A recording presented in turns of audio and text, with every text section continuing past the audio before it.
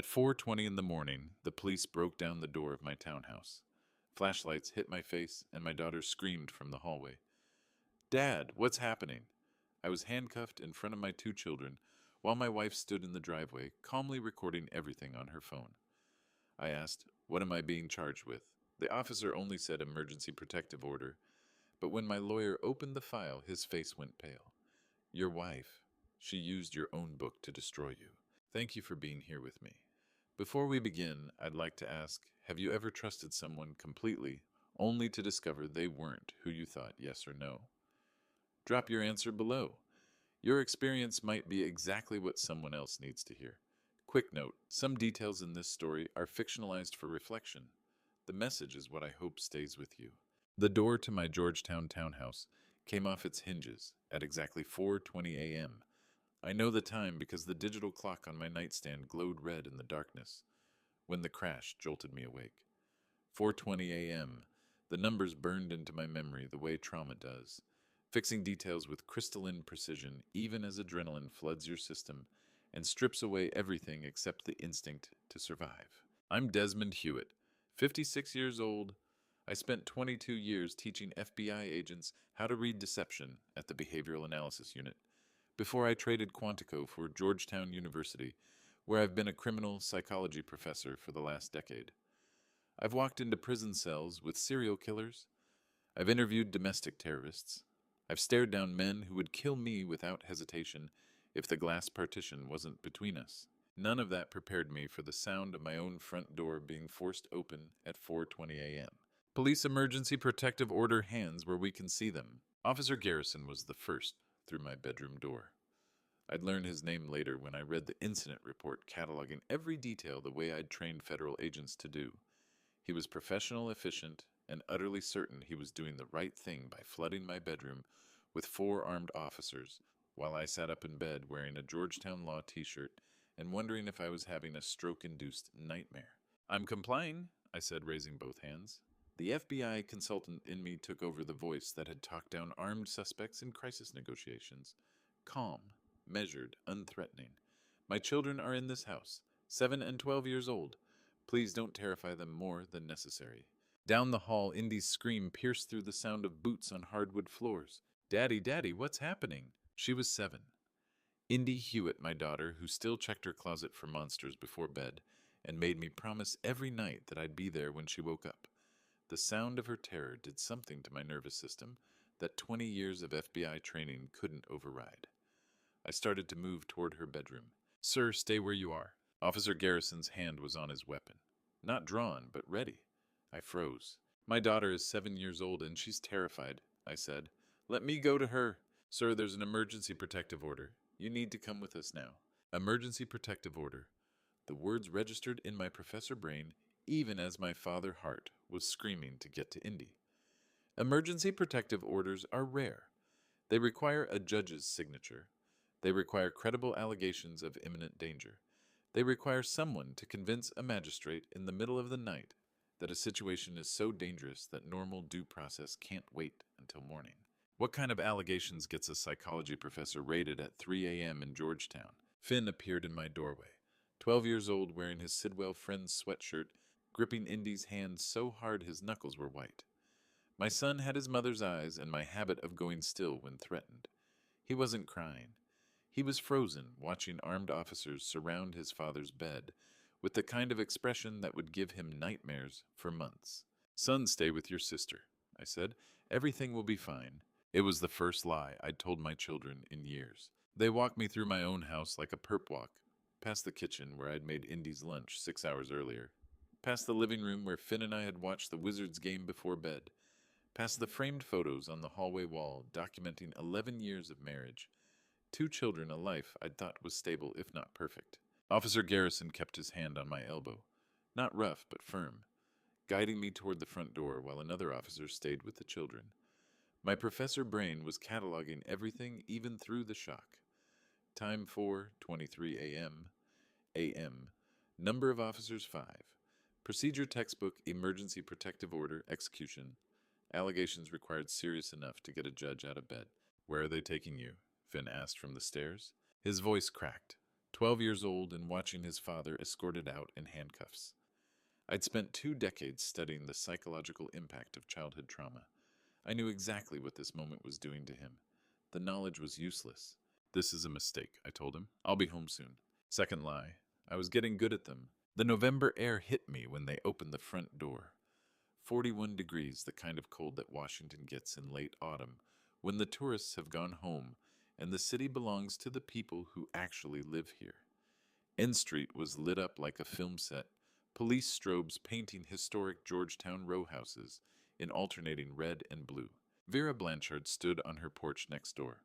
71 retired librarian, the kind of neighbor who noticed everything and forgot nothing. She was wearing her robe and holding her phone, not filming, just watching with the careful attention of someone trained to observe and remember.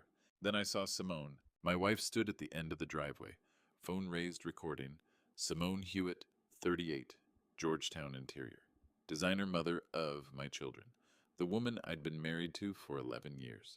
She was fully dressed, jeans, Georgetown hoodie, hair pulled back. At 4:25 in the morning, she was completely dressed. Ma'am, please step back from the scene, Officer Garrison said. I'm his wife, Simone said. Her voice was steady. No tears, no shock, no surprise. I'm documenting this. Of course you are, I said. She met my eyes then. For just a second, I saw something flicker across her face. Not regret, not fear. Recognition. She knew I'd just figured it out. She was already dressed. At 3:15 in the morning, already dressed. The phone in her hand wasn't shaking. The angle was perfect, catching my face in the police lights. Her eyes were dry. She wasn't surprised the police were here because she maybe knew they were coming. She knew because she'd made it happen. 22 years training FBI agents to read deception, and I'd been sleeping next to the performance of my life. Simone wasn't surprised the police came to our door at 4:20 a.m. She was ready. Phone-charged, angle-perfect clothing chosen. The question wasn't who called them. The question was what she'd told them to get a judge to sign off at midnight. The emergency protective order said I was a danger to my own children. But the email that arrived 19 hours later told me Simone wasn't just taking my family. She was taking everything. I read the order in a colleague's guest room on November 19th. The allegations were surgical, coercive control patterns, emotional manipulation, escalating verbal aggression, isolation of spouse from support networks. Every single phrase came straight from Chapter 7 of my own textbook on recognizing domestic psychological abuse. She'd used my work to frame me. The document claimed I'd exhibited these behaviors for the past 14 months. Specific time frame, specific pattern, specific enough that a magistrate judge had signed off at midnight to authorize armed officers to break down my door while my children slept. I'd spent the previous night at a Hampton Inn near DuPont Circle, then moved to my colleague Marcus's guest room when he heard what happened. Marcus taught constitutional law at Georgetown. We'd been on faculty together for 9 years. He didn't ask if the allegations were true. He just handed me his spare key and said his guest room was mine as long as I needed it. The email arrived at 4:17 p.m. Subject line urgent. Temporary ethics review required. Dean Harlow sent it. Georgetown's psychology department chair for the past 8 years. Careful administrator, the kind of man who protected the university's reputation above all else. The language was precise, legally vetted, and absolutely devastating. Dear Professor Hewitt, the university has been made aware of allegations involving conduct patterns potentially inconsistent with faculty behavioral standards. In accordance with Georgetown's ethics review protocols, you are hereby placed on temporary administrative leave pending investigation. Your courses will be reassigned effective immediately. Your consulting contracts require separate review by the Office of Professional Standards.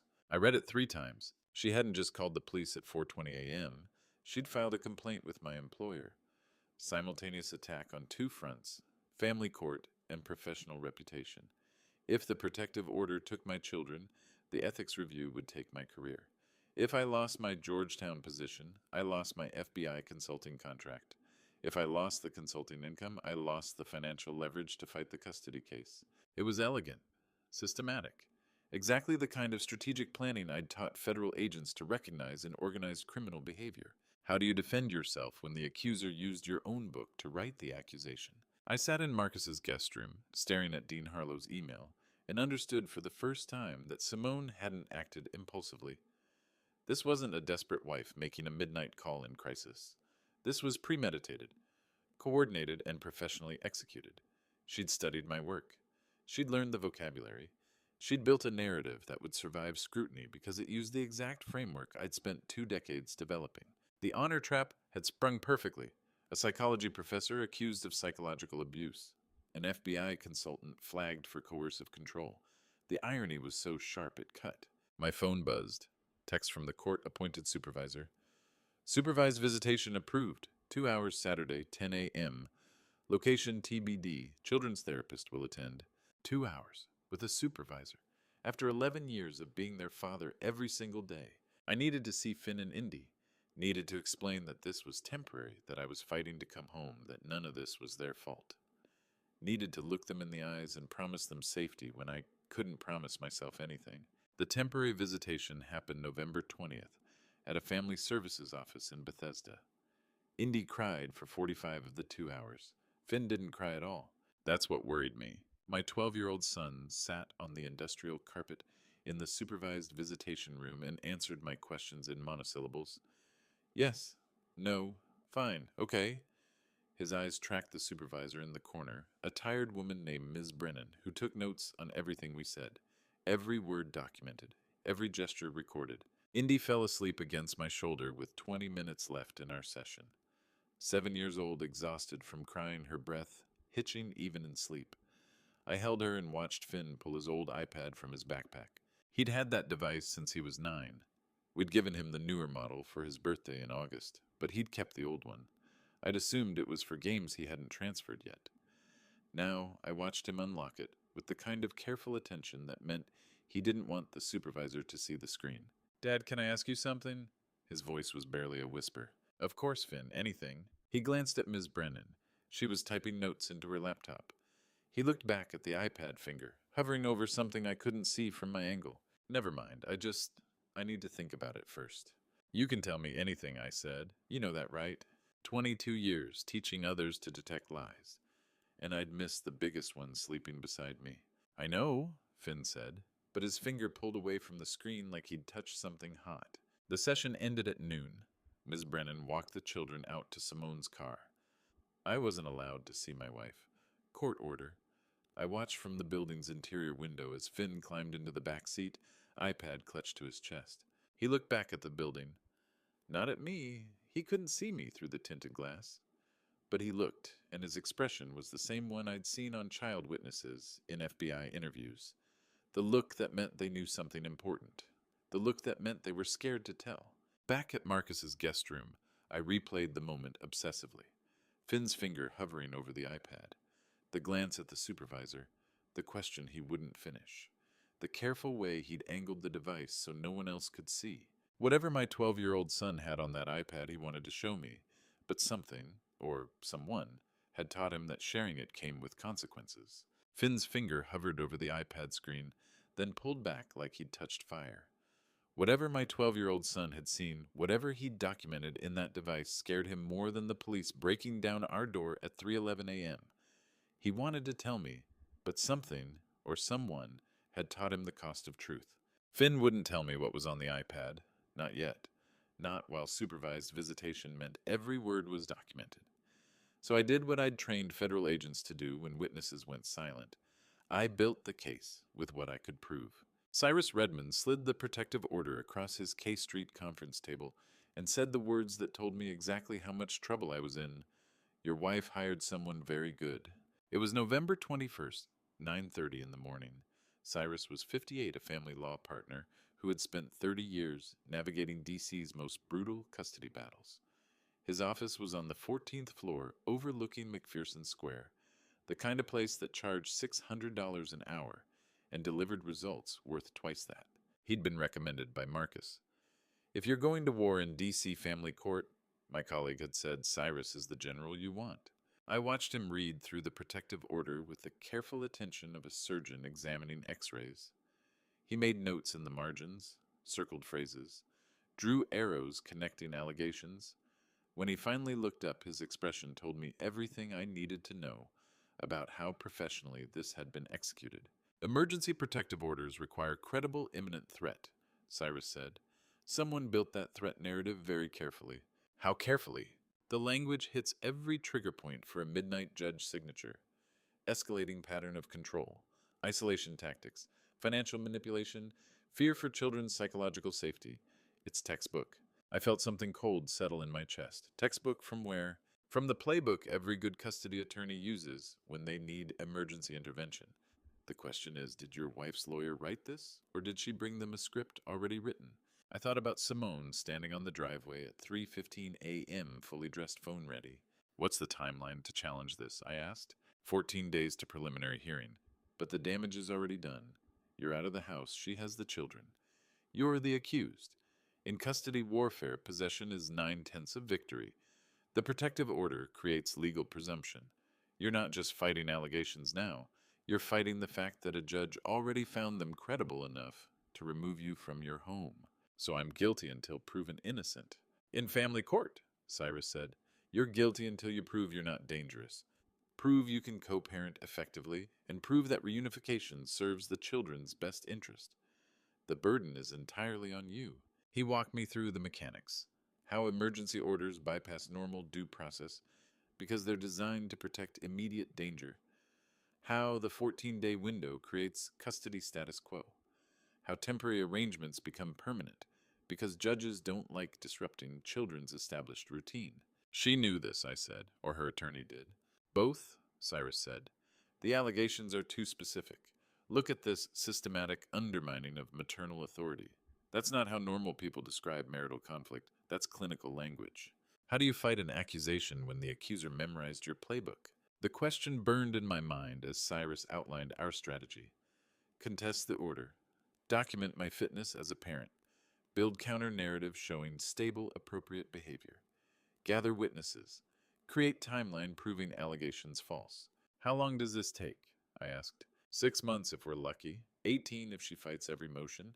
2 years if it goes to full custody trial. 2 years. Finn would be 14. Indy would be 9. I need to get back in their lives, I said. Then we start building evidence today, Cyrus said. I need you to write down everything. Every interaction with your wife in the past 2 years. Every argument. Every witness who can testify to your parenting. Every document that contradicts her narrative.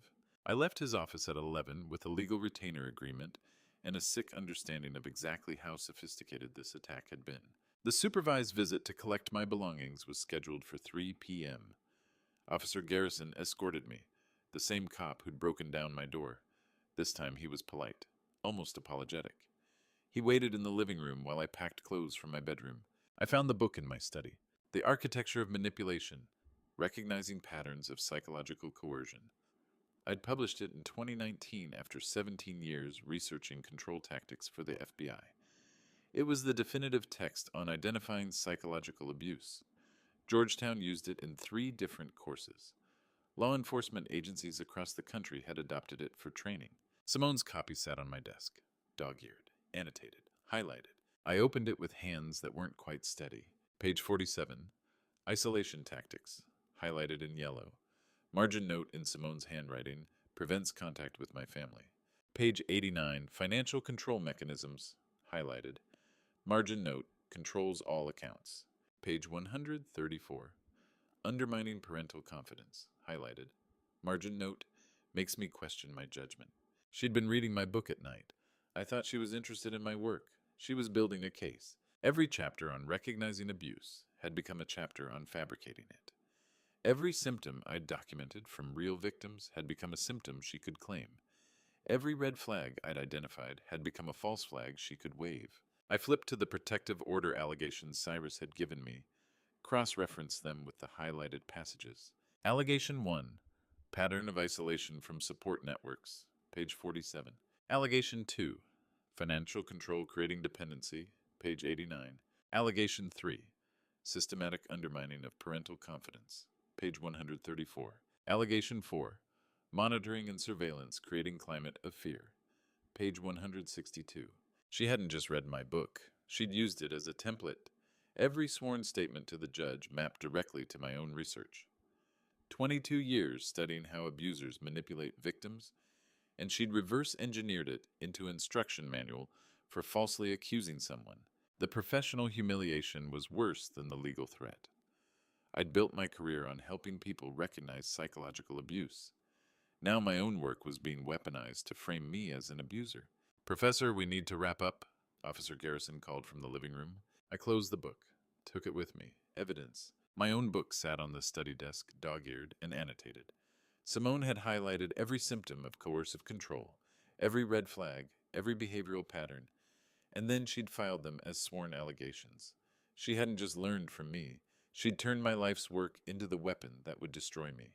If Simone had studied my work to destroy me, I needed to study what everyone else had seen while I was blind. Vera Blanchard invited me onto her porch the morning of November 22nd and handed me a spiral notebook that would prove I'd been the last person in Georgetown to see my marriage ending. "I keep a log," she said. "Old librarian habit. Unfamiliar patterns bother me." Vera was 71, the kind of woman who remembered every book checked out from her branch library in 37 years of service. Retirement hadn't changed her attention to detail. She still cataloged the world around her with meticulous precision.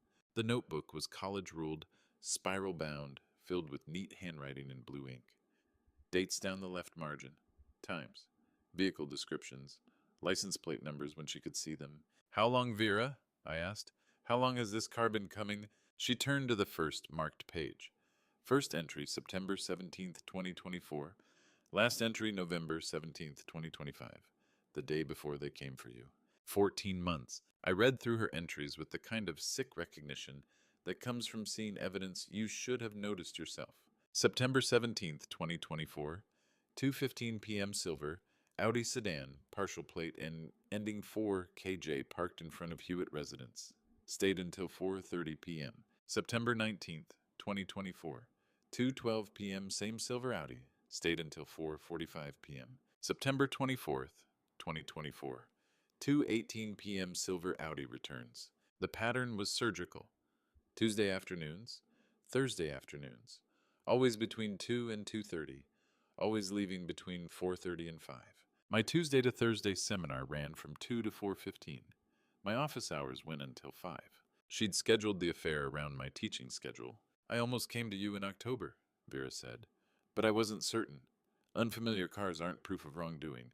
Georgetown has visitors all the time." "Except this wasn't random," I said. "No, the pattern was too consistent.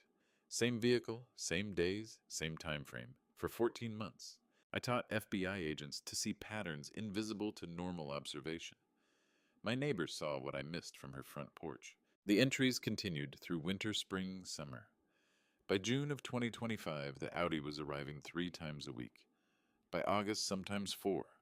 The final entry was dated November 17th, the day before the raid. November 17, 2025, 2:08 p.m. silver Audi arrives. Stayed until 3:45 p.m. He left early that day, Vera noted. Only 90 minutes. Usually stayed at least 2 hours. The day before armed officers broke down my door, Simone's affair partner had been in my house. Probably discussing final logistics, making sure the timeline was set, confirming she was ready to execute. "Thank you," I said. The words felt inadequate for what Vera had just handed me. "Can I make copies?" "Keep it," she said. "I have the original and a duplicate. This is for your attorney. I'll testify if needed. I documented what I saw. That's what librarians do. We preserve the record."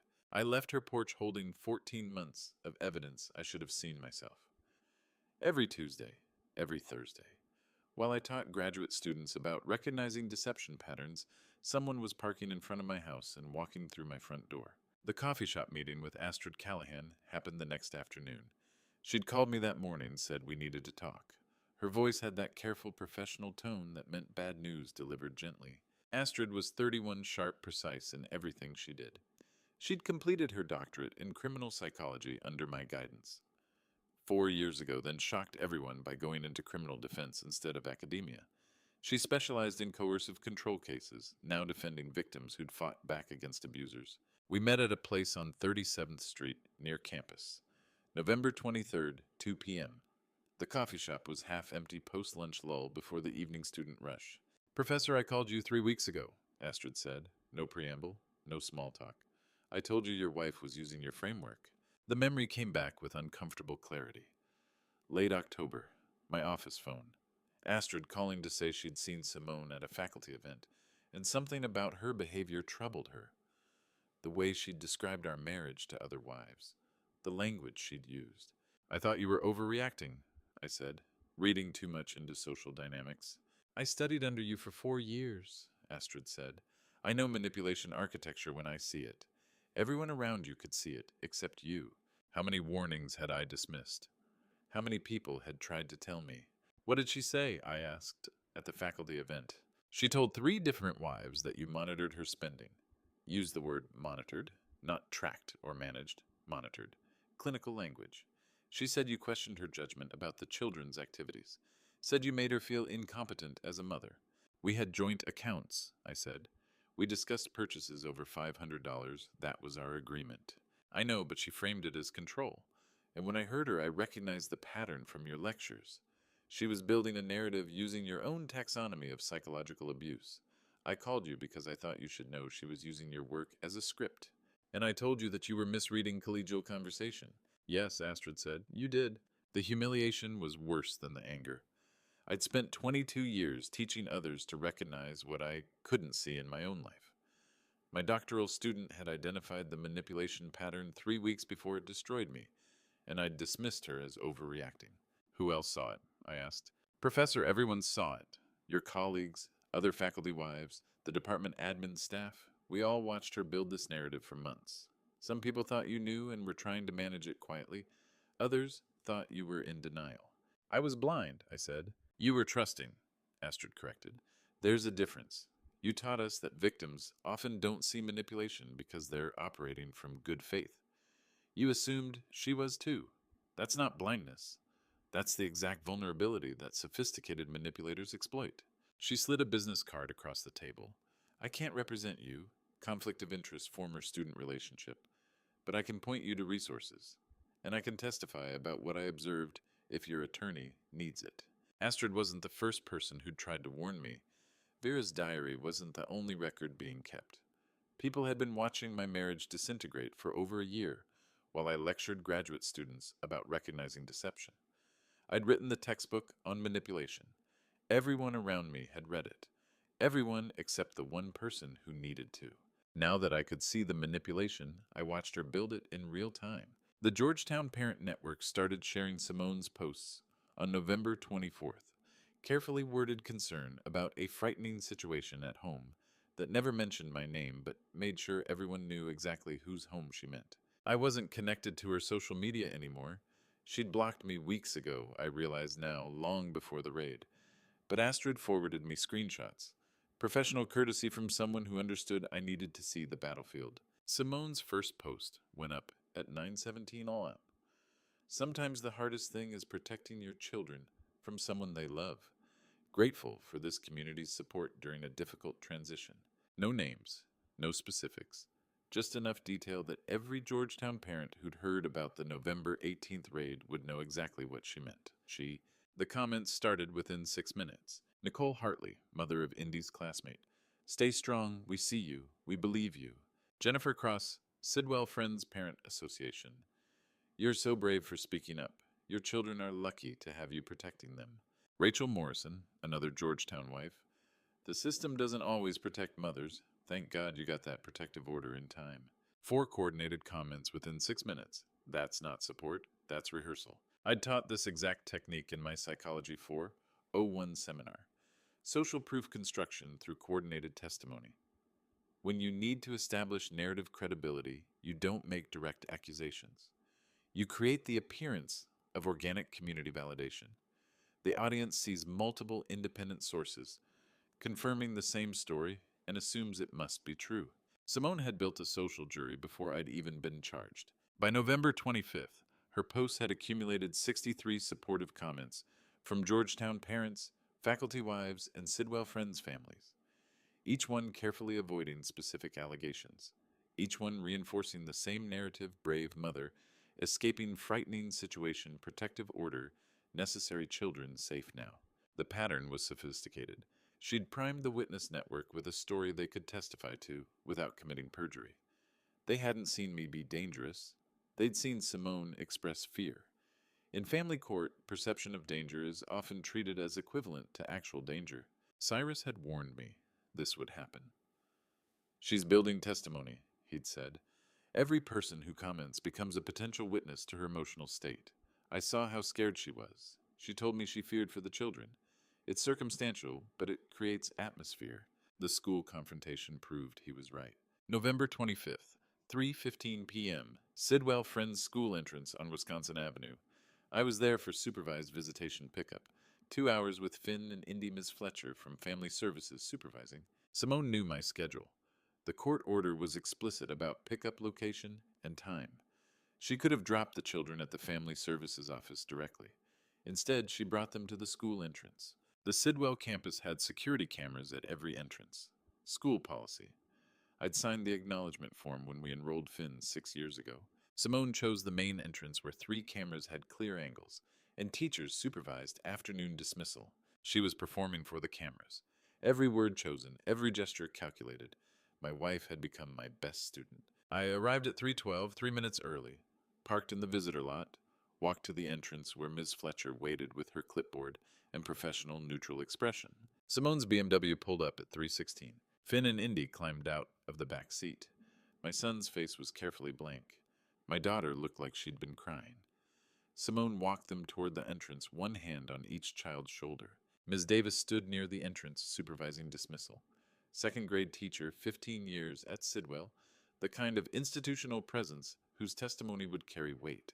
"The children are terrified of going with you," Simone said, loud enough for Ms. Davis to hear, loud enough for the camera microphones. "Ms. Fletcher, you see how they hesitate, don't you?" Finn wasn't hesitating. He was standing still because his mother's hand was on his shoulder. Indy was crying because she'd been crying before they arrived. I could see the tear tracks already dried on her cheeks. "Simone, we're following the court order," I said, voice level, neutral tone. "Kids, get your backpacks." "Always so controlled, Desmond," Simone said. Her voice had that tremor she used to employ when she wanted sympathy. "That's what scares them most, the control." She was using my own book, Bitch 94. Controlled demeanor in public settings can mask privately threatening behavior. Abusers often present as calm and reasonable to outside observers. I'd written that passage to help identify actual abusers. She was weaponizing it to make my professional composure look like evidence of hidden danger. "Dad, can we go?" Finn asked quietly. He wanted out of this performance, so did I. "Of course," I said. "Ms. Fletcher, we're ready." Simone leaned closer as the children walked toward me, close enough that the cameras couldn't capture her expression, but Ms. Davis could hear her words. "I'm documenting everything," she said. "Every visit, every word. When this goes to trial, everyone will see who you really are.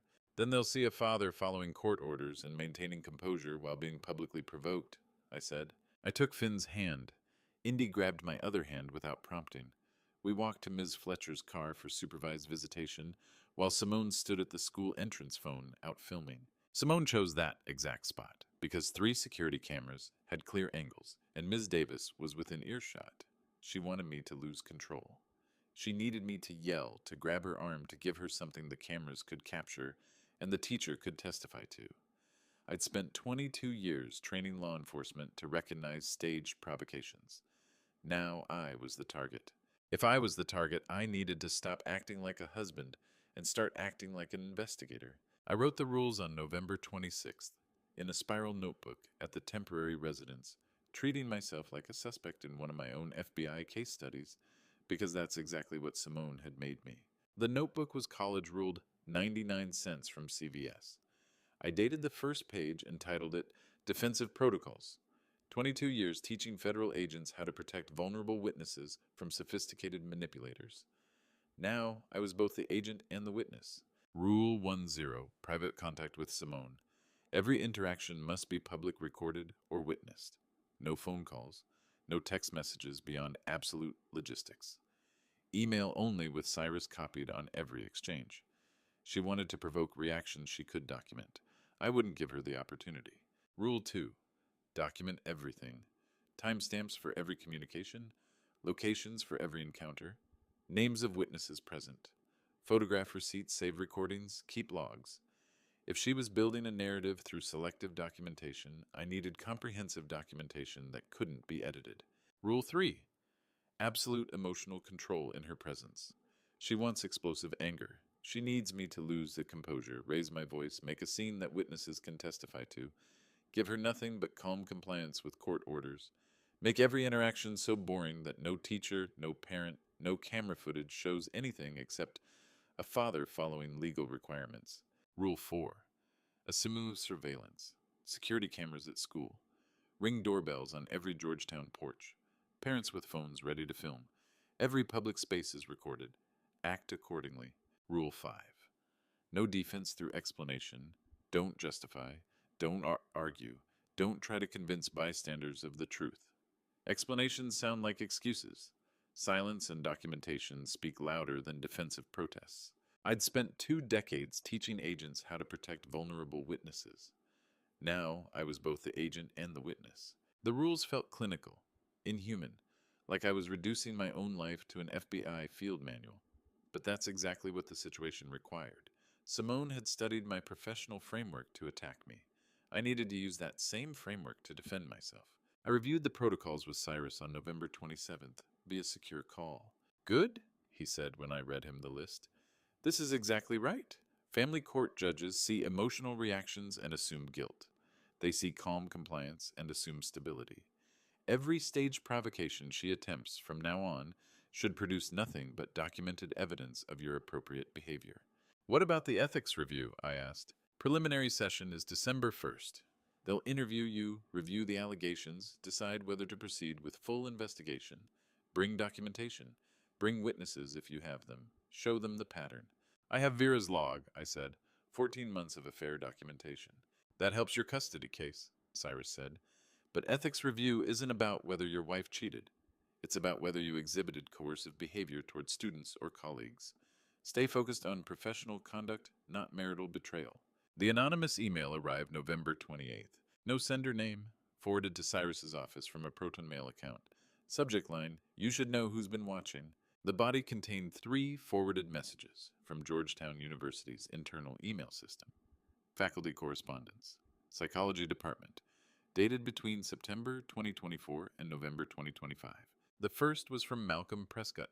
Malcolm had shared an office suite with me for 15 years. We'd co-authored 3 papers on behavioral deception. We'd presented together at conferences. We had coffee every Tuesday morning in the department lounge and discussed research methodology, department politics, the usual academic small talk that builds into friendship over time.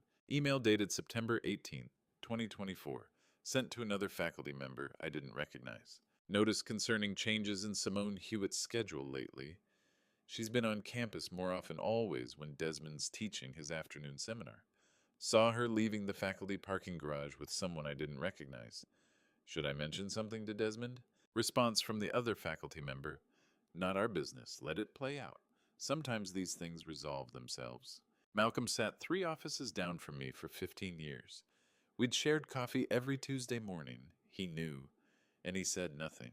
The second email was dated November 10th, 2025, 8 days before the raid. Malcolm to Dean Harlow. Given the ongoing situation with Professor Hewitt's domestic circumstances, I want to formally express concern about potential impact on department reputation. If ethics review becomes necessary, I'm prepared to provide observations about behavioral patterns I've witnessed. He hadn't witnessed behavioral patterns. He'd witnessed my marriage falling apart and decided it was an opportunity. The third email was dated November 20th, 2025, 2 days after the raid, the day I received the ethics notification. Malcolm to Dean Harlow. The temporary administrative leave creates staffing challenges. Ethics review will likely require interim chair during investigation period. I'm prepared to step into that role if the committee determines it's appropriate. My 15 years in the department and existing administrative experience position me well for transition leadership. I read it 3 times. 15 years. We published 3 papers together. We presented at Georgetown's Psychology Symposium every spring. He'd been to my house for dinner. He'd held Indy when she was 6 months old. He chose the department chair position over the truth. Malcolm hadn't just stayed silent about the affair. He'd positioned himself to benefit from my destruction. Observe the marriage crumbling. watched Simone's pattern develop, said nothing to me while preparing to testify against me to the ethics committee, volunteered himself as interim chair the moment I was placed on leave. Professional betrayal wrapped in concerned colleague performance. I forwarded the emails to Cyrus with a two-word message, evidence attached. His response came back in 4 minutes. This is good. Shows coordinated narrative building and witnesses with ulterior motives. Can you identify the anonymous source? I couldn't, but someone inside Georgetown's psychology department wanted me to know that Malcolm wasn't who I thought he was. Someone was watching the watchers. Malcolm's emails revealed a pattern I'd been too blind to see. The affair wasn't Simone's only secret. She'd been building alliances across Georgetown, colleagues, parents, witnesses, for over a year. People who'd watched my marriage crumble and chosen sides before I even knew there was a war. Malcolm was just the first domino. How many others were waiting to fall? The second domino fell 3 days later when Simone sat across from the Georgetown Ethics Committee and weaponized my life's work against me. Simone sat across from the Georgetown Ethics Committee on December 1st and recited my book back to me, Chapter 3, subsection on isolation tactics, word for word. The preliminary session was held in Georgetown's administration building, 3rd floor, the kind of wood-paneled room designed to feel serious and consequential. Dean Harlow chaired the committee. 3 faculty members I'd served with for years. Malcolm sat to the side as concerned colleague witness. I sat alone. Cyrus wasn't permitted at preliminary sessions. Faculty matter internal review, no attorneys until formal charges. Simone wore a navy dress, minimal jewelry, no makeup beyond what looked like evidence of recent tears. The performance was flawless. Georgetown interior designer playing the role of frightened academic wife. He isolated me from friends, she said. Her voice had that controlled tremor she'd used at the school. Undermined my professional confidence. Made me question my judgment on basic decisions. Classic escalation pattern described in his own research. Page 47, paragraph 3. She'd memorized it, highlighted it, performed it. Dean Harlow took notes. Can you provide specific examples, Mrs. Hewitt? He questioned my spending, said I needed to consult him before purchases. Over $500. Made me feel incompetent with money, despite my successful design business. We'd agreed on that threshold together. Joint decision after we bought the Georgetown townhouse. Shared financial management for major purchases. Normal married couple budgeting. She reframed it as control. He monitored my schedule, Simone continued. Asked where I was going, who I'd be with. Said it was concern, but it felt like surveillance. I'd asked about her day, conversation, the kind of thing couples do when one partner teaches until evening and wants to connect. She reframed it as stalking. Professor Prescott, Dean Harlow said, turning to Malcolm. You've worked closely with Professor Hewitt for 15 years. Have you observed concerning behavioral changes? Malcolm adjusted his glasses. Performed hesitation. Regrettably, yes. Increasing control behaviors over the past 18 months. He became more rigid about department schedules, more critical of colleagues' research methods. I attributed it to stress, but in retrospect, he trailed off, let the implication hang. I'd been department methodology reviewer for 12 years. Providing feedback on research design was literally my job description. Malcolm knew that. He was reframing professional standards as personal rigidity. The committee asked me to respond. Every allegation Mrs. Hewitt presented comes directly from Chapter 3 of my book on coercive control.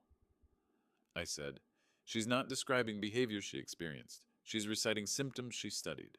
If you cross-reference her testimony with pages 47 through 93, you'll find exact language matches. Are you suggesting your wife fabricated her testimony? Dean Harlow asked. I'm suggesting she weaponized my research framework to create allegations that sound professionally credible because they use clinical terminology. That's not the same as truth. The committee took my statement, reviewed documentation, said they'd deliberate and provide findings within 2 weeks. I walked out of that session knowing my professional reputation was bleeding out in a wood-paneled room while colleagues I'd worked with for a decade weighed my wife's performance against my defense. Malcolm caught up with me in the hallway. Desmond, I hope you understand this wasn't personal. You knew about the affair in September 2024. I said. You stayed silent. Now you're testifying against me. Which part isn't personal? The committee asked for my observations. I provided them honestly. You provided them strategically, I said. Interim chair position opens up when I'm on leave. Convenient timing for your career advancement. His expression flickered, just for a second. Then the concerned colleague mask returned. I'm sorry you see it that way, he said. I walked away before I said something that would become another allegation in my file. The phone call with Indy happened December 3rd. Supervised call scheduled for 6 p.m., 15 minutes maximum. The court allowed 2 calls per week with the children, while the protective order remained active. Ms. Brennan supervised from the Family Services Office.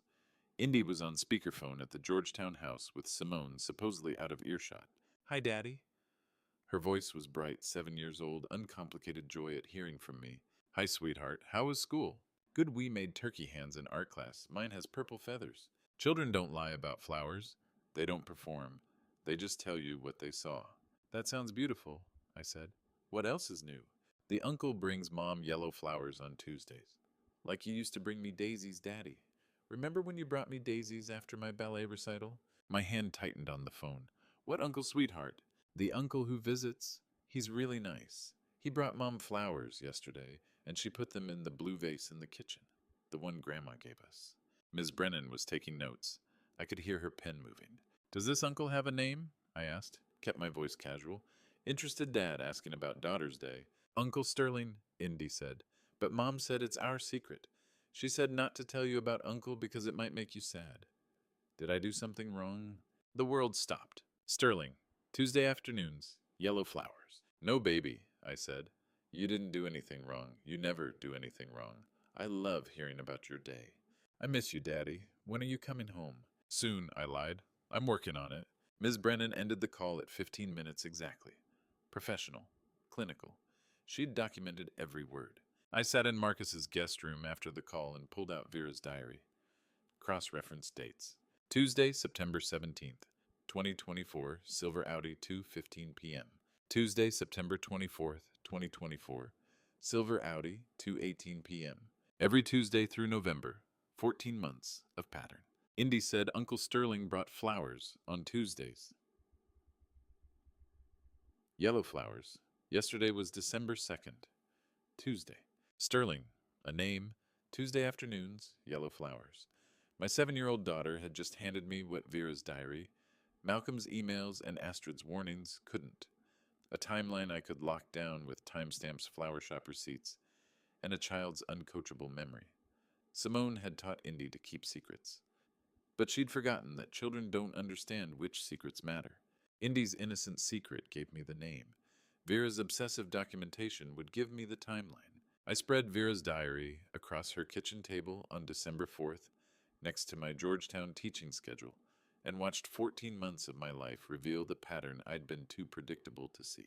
Vera sat across from me with her reading glasses on the retired librarian watching me work through her evidence with the patient attention of someone who'd cataloged information for 37 years. Show me every Silver Audi entry, I said. She flipped to her index page. She'd created an index. Of course she had. 62 entries total, Vera said. September 2024 through November 2025. I pulled up my Georgetown teaching schedule on my laptop. Criminal Psychology 401, Tuesday seminar, 2 to 5 p.m. I taught that slot for 22 years. Same time, same day, same classroom. I started cross-referencing. September 17th, 2024, 2:15 p.m. Silver Audi arrives. Tuesday, my seminar day. September 19th, 2024, 2:12 p.m. Silver Audi, Thursday. Wait, I checked my schedule. Office hours Thursday, 2 to 4 p.m. Same building, same predictable absence from home. September 24th, 2024, 2:18 p.m. Tuesday seminar. September 26th, 2024, 2:23 p.m. Thursday office hours. Every Tuesday at 2:17 p.m., give or take 3 minutes, Vera said, watching me work. Left between 4:45 and 5:10 p.m. The Thursday pattern was less consistent. Maybe 20 entries total. My seminar runs 2 o'clock to 5 o'clock, Tuesdays, for 22 years. My predictability had been my professional strength. For 22 years, students knew when to find me. Department meetings were scheduled around my teaching blocks. My calendar was public, posted on the psychology department website. Anyone could see my schedule. Now I understood it had also been my blind spot. They used your schedule like clockwork, Vera said. You were predictable. That made you vulnerable. I went through every entry. 62 visits over 14 months. 58 match Tuesday seminar slots exactly. 4 match Thursday office hours. Sterling had exploited my routine with surgical precision. 2:17 arrival gave him margin if I ran late to class. 4:45 departure ensured he left before I could return home early. Vera's diary entries included details I hadn't noticed at first. Weather conditions, temperature, duration of stay calculated to the minute. November 12th, 2024. Silver Audi, 2:14 p.m., light rain, stayed 2 hours 41 minutes, departed 4:55 p.m., April 8th, 2025. Silver Audi, 2:19 p.m., clear 68 degrees, stayed 2 hours 18 minutes, departed 4:37 p.m. She'd documented an affair with the meticulous attention most people reserve for scientific research. Why did you keep such detailed notes? I asked. Because patterns matter, Vera said. Because someday someone might need proof. Because librarians don't just notice details, we preserve them. I photographed every page, sent the images to Cyrus. Evidence of systematic adultery, time-stamped and witnessed by a neighbor with no motive to lie. Cyrus's response came back in 20 minutes. Good documentation. Locks down a fair timeline. Also forwarding something you need to see. The email arrived at 8:43 p.m. on December 6th. 4 attachments. 4 witness statements submitted to Georgetown's Ethics Committee, all filed on November 21st, between 2:15 p.m. and 3:45 p.m., 90-minute window. Statement 1. Mrs. Whitmore. Professor Hewitt displayed frightening intensity during parent-teacher conference. His controlling presence made me concerned for Simone's safety. Mrs. Whitmore was a Georgetown parent. Her daughter was in Indy's class. Simone had redesigned her Capitol Hill townhouse last spring. I'd met the woman twice at school events, exchanged maybe 30 words total. Statement 2, Dr. Kensington. Observed Professor Hewitt's concerning behavior at multiple Sidwell Friends functions. He monitored Simone's conversations and isolated her from other parents. Dr. Kensington was a Georgetown physician. Simone had decorated his medical office. I'd spoken to him once at a school fundraiser about his daughter's interest in psychology. 5-minute conversation about college recommendations. Statement 3, the Dunlaps. We witnessed escalating control patterns. Professor Hewitt questioned Simone's judgment publicly and undermined her parenting decisions at school events. The Dunlaps. Both Georgetown attorneys. Simone had worked on their AU Park home. I'd attended one school picnic where we'd been at the same table, talked about Washington traffic. Psychology. 301, Coordinated Testimony Construction. I'd taught this. Chapter 8, Social Proof Through Witness Alignment. 4 statements, 90-minute window, almost identical phrasing. Frightening intensity. 3 of 4 statements. Controlling presence. All 4. Concerned for Simone's safety. Exact phrase in 3 statements. I called Cyrus. You see it, he said, not a question. Mrs. Whitmore, Dr. Kensington, the Dunlaps, all Sidwell parents, all Simone's studio clients, all submitted within 90 minutes of each other, Cyrus added, all using language from your own published framework on coercive control. This isn't organic concern. This is testimony production. She coached them, I said, or someone did. The coordination is too precise. Same time frame, same language patterns, same clinical terminology. These people barely know you, but they're testifying to behavioral patterns they couldn't have observed unless someone told them what to look for. I pulled up Simone's client list from her interior design website. Cross-referenced names with the Ethics Committee witness statements. 6 of 8 witnesses were current or former design clients. The other 2 were Georgetown faculty wives who'd been in Simone's book club. She'd built a witness network from her professional and social circles. People who trusted her. People who owed her. People who could be convinced that supporting a frightened friend was the right thing to do. And she'd given them scripts. Can we challenge these statements? I asked. We can question the coordination, Cyrus said. Point out the identical language. Demonstrate limited direct interaction between you and the witnesses. But family court doesn't require first-hand observation. I saw how scared she was, counts as testimony even if they never saw you do anything. So perception becomes evidence. In custody cases always. 4 Georgetown parents. 4 interior design clients of Simone's. 4 witness statements with language so similar they could have been written from the same template, because they probably were. She hadn't just recruited witnesses. She'd trained them scripted, them synchronized them. The social jury wasn't gathering organically. It was being manufactured by someone who understood exactly how testimony shapes perception. Someone who understood testimony, manufacturing this well, had help. I needed to know who Sterling Mercer really was.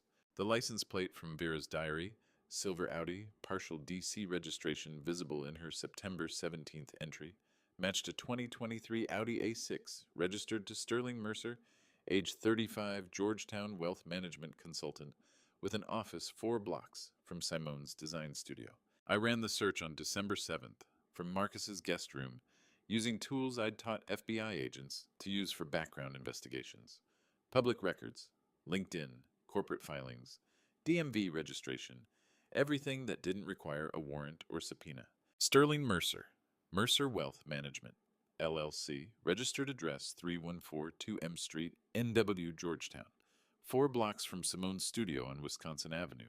Specializes in high net worth client asset management, estate planning, divorce financial strategy. Divorce financial strategy. His LinkedIn profile was professionally curated. Georgetown University, MBA 2015. Previous positions at Morgan Stanley and Deutsche Bank. Client testimonials praising his discretion and strategic asset protection during complex family transitions. Family transitions. That's what wealth consultants called divorce when they were helping clients hide money. I cross-referenced his public activity with Vera's diary timestamps. September 17th. First diary entry. Silver Audi arrives 2:17 p.m. A September 17th. Sterling Mercer's Yelp review at Bistro Cacao. 5 stars party of 5:30 p.m. reservation. Excellent intimate dinner venue. October 3rd diary entry. Silver Audi 2:14 p.m. October 3rd, Mercer's Instagram story. Photo of Georgetown waterfront at sunset, 6:15 p.m. Caption, perfect autumn evening. The pattern held through 14 months. Every time Vera documented the Audi at my house, Sterling's digital footprint showed Georgetown activity within hours. Restaurants, social media check-ins, always nearby, always after the visits. He wasn't trying to hide. He was documenting an alibi of Georgetown presence while visiting my wife during my teaching hours. He's not just her lover, I told Cyrus over secure call. He's a financial consultant who knows how to hide assets worth $9.2 million. Our marital estate, the Georgetown townhouse, my consulting contracts, retirement accounts, Simone's design business equity. I'd calculated it at $9.2 million when we'd updated our wills 3 years ago. For 48 hours, I thought I'd found the smoking gun. I was wrong. I'd found a distraction. The meeting with Cyrus on December 8th crashed that theory completely.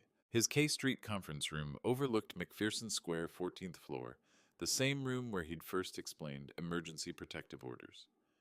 This time I came with evidence binders, Vera's diary, Sterling's identification, timeline cross-references, restaurant receipts, digital footprint analysis. I have proof, I said, spreading documents across the table. 14 months. Timestamps, receipts, witness logs. She's been lying the entire time. Cyrus reviewed my evidence with the careful attention I'd come to expect. He made notes, photographed key pages. Then he set down his pen and delivered the truth I hadn't wanted to hear. Desmond, D.C. is a no-fault jurisdiction. Adultery doesn't change custody outcomes. The judge won't care who she slept with, only whether you're a danger to your children. The words hit like physical force. I spent a week documenting this, I said. Vera kept 14 months of logs. I identified Sterling, cross-referenced his profession, proved the timeline. You're telling me it's worthless. Not worthless, Cyrus corrected. Strategically limited. Adultery matters for divorce grounds in fault jurisdictions. D.C. abolished fault divorce in 1977. A judge can grant divorce without determining who violated the marriage, and custody determination is entirely separate. It's based on best interest of the child standard, not parental morality. What's the point of proving your wife betrayed you when the law says betrayal doesn't matter? So everything I just gathered, the diary, the timeline, Sterling's identity, it's useless. I didn't say useless, Cyrus said. It demonstrates her dishonesty. It shows she was building this relationship while planning the protective order. It reveals Sterling's financial expertise, which might be relevant if we suspect asset hiding, but it won't win you custody. The judge won't care that Simone had an affair. She'll care whether you're fit to parent. I'm not the one who violated the marriage. That's divorce thinking, Cyrus said. This is custody warfare. Different rules, different objectives. You need to stop thinking like a betrayed husband and start thinking like a targeted parent. He pulled up the emergency protective order on his laptop. Look at the allegations. Nowhere does Simone claim adultery justifies the order. She claims you're psychologically dangerous, controlling, escalating threat to child welfare. That's parental fitness language. That's what the judge will evaluate. While she was sleeping with a wealth consultant who specializes in divorce asset protection, which tells us her endgame, Cyrus said. She's not trying to end the marriage. She's trying to end your parental rights while securing financial position. The affair gave her Sterling's expertise. The protective order gave her custody advantage. The ethics investigation's destroying your professional credibility. This is a coordinated attack on three fronts: custody, reputation, and assets. I sat back in the conference room chair and felt the strategy crystallize. The affair wasn't the weapon, it was recruitment. Sterling wasn't just a lover, he was a consultant. Someone with expertise in exactly the kind of high net worth divorce that turns into scorched earth custody battles. She's been planning this for over a year, I said. At least, Cyrus agreed. September 2024, when Vera's diary starts. Possibly longer. The protective order was too perfectly executed. The witness coordination too professional. The ethics allegations too precise. This level of sophistication requires preparation. What do we do with the affair evidence if it won't help custody? We use it to understand her strategy, Cyrus said. Sterling's involvement tells us she's thinking about asset protection. That means we look for hidden accounts, transferred assets, financial moves designed to reduce your portion of the marital estate. The affair timeline tells us when this planning started. We work backward from there. Cyrus was right. The affair wasn't the weapon, it was the cover story. While I'd been gathering evidence of Sterling's Tuesday visits, and yellow flowers Simone had been building, something far more dangerous, a legal framework that would strip me of custody, regardless of who she'd been sleeping with. The adultery was noise. The real attack was the emergency protective order, the coached witnesses, the ethics investigation, a systematic demolition of my parental rights. If parental rights were the real target, I needed to stop chasing the affair and start documenting every trap before I stepped into it. The envelope sat on the Georgetown townhouse, kitchen counter on December 9th, unsealed corner, peeking out from under a coffee mug positioned exactly where I'd see it during my supervised 15-minute visit to collect Finn's school supplies. Officer Garrison escorted me through the front door at 3:30 p.m. Same cop who'd broken down the door at 3:11 a.m. 3 weeks earlier. Professional, polite, watching everything. You have 15 minutes, Professor Hewitt. Stay in common areas only. Understood. Simone wasn't home. Convenient. The house felt staged. Too clean. Too perfect. Like a museum exhibit of my former life. Finn's backpack was supposed to be in his bedroom. Court order specified I could retrieve necessary school supplies during supervised visits. But the backpack sat in the kitchen, right next to the counter, right next to the envelope. I saw it immediately. White business envelope. Mercer Wealth Management letterhead visible on the document inside. Sterling's name. Financial figures I couldn't quite read from 3 feet away. My investigator instinct screamed, "Evidence! Right there! Photograph it! Document it! This could be proof of asset manipulation." Then my training kicked in. 22 years, teaching agents to resist interrogation traps. Now I was the subject resisting the bait. The envelope was positioned too perfectly. Unsealed but not open. Visible but not obvious. Placed exactly where I'd have to pass to collect Finn's backpack. Simone knew I'd be here. She knew Officer Garrison would supervise.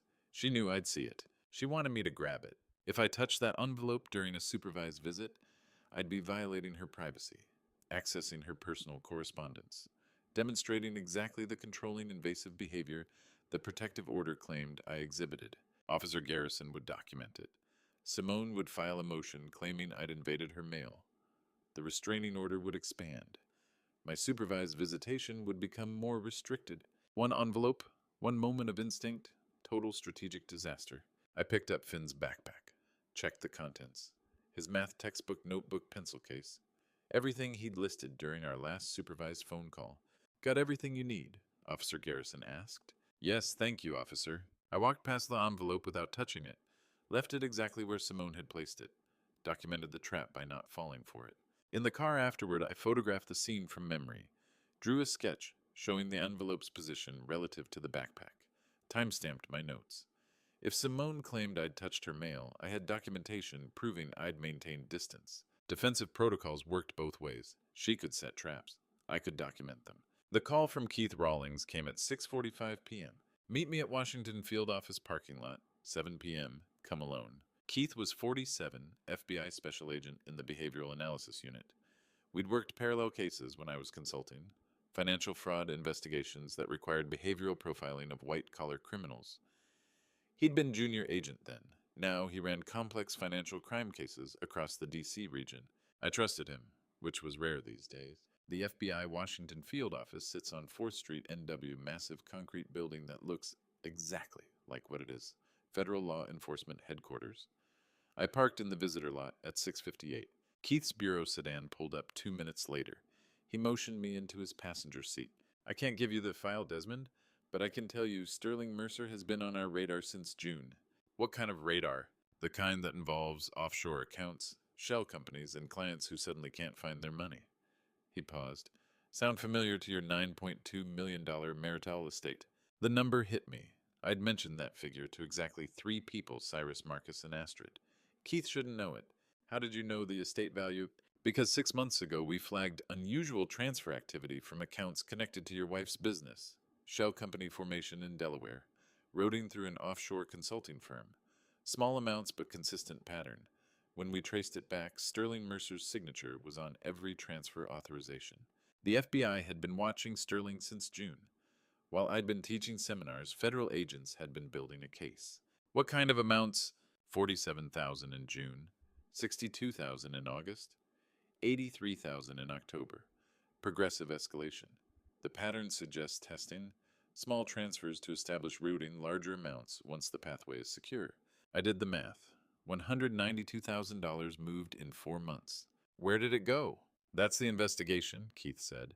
We can track the transfers. We're still working on the destination. Shell companies nest inside other shells. Offshore accounts have nominee directors. It takes time to untangle. But you know Simone's business accounts were the source. We know transfers originated from entities connected to her Interior Design, LLC. Whether she authorized them, whether Sterling manipulated her access, whether they're conspiring together, that's what we're still determining. Can you share this with my attorney? Not yet. Active investigation. But I'm telling you because you need to know what you're dealing with. Sterling Mercer isn't just a wealth consultant having an affair with your wife. He's a target of federal financial crimes investigation. If he's moving your marital assets through the same schemes he's used with other clients, those assets are potentially evidence in our case. Which means what for custody? Which means your wife might be a victim of financial manipulation, or she might be a co-conspirator. Either way, $9.2 million is a strong motive for someone to want sole custody and financial control, especially if those assets are being siphoned through questionable channels. I sat in Keith's bureau sedan, watching federal agents move through the parking lot at shift change, and understood why Simone had built such an elaborate custody attack. It wasn't about the affair. It wasn't about the marriage. It was about isolating me from the children, while she and Sterling secured control of assets that might already be moving offshore. Parental rights elimination wasn't the goal. It was the access pathway. Full custody meant full financial control. Emergency protective order meant I couldn't monitor accounts. Ethics investigation meant my professional credibility was destroyed if I made accusations. Keith couldn't give me the FBI file, but he'd given me something better: confirmation that Sterling Mercer wasn't just Simone's affair partner or financial advisor. He was a target of federal investigation for the exact kind of asset manipulation that could be happening to our $9.2 million marital estate. The affair wasn't the crime. The money was.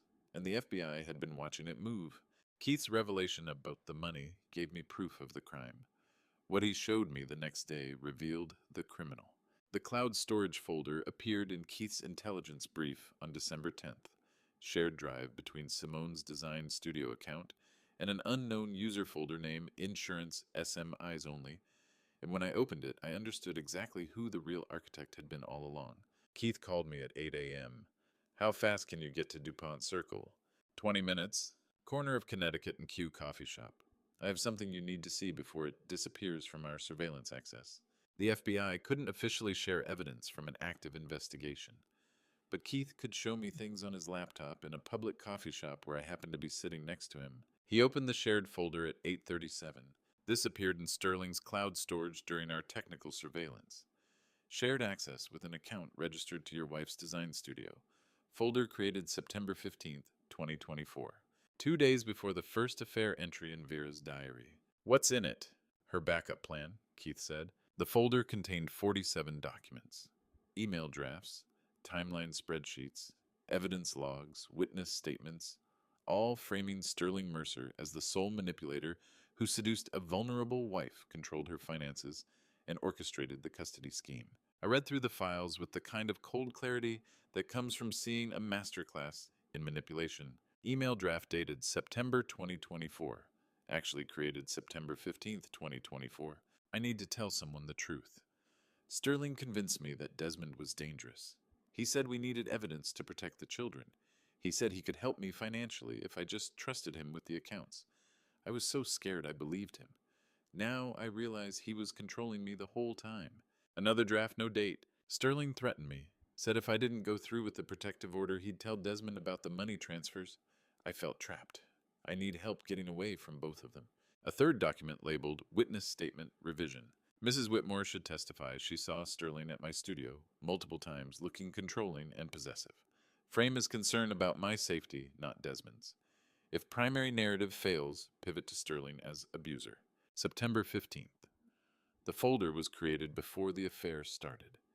She'd planned the betrayal before the first kiss. She was building an exit strategy before the relationship even began, I said. She was building insurance, Keith corrected. If the custody attack on you succeeded, she'd never need this folder.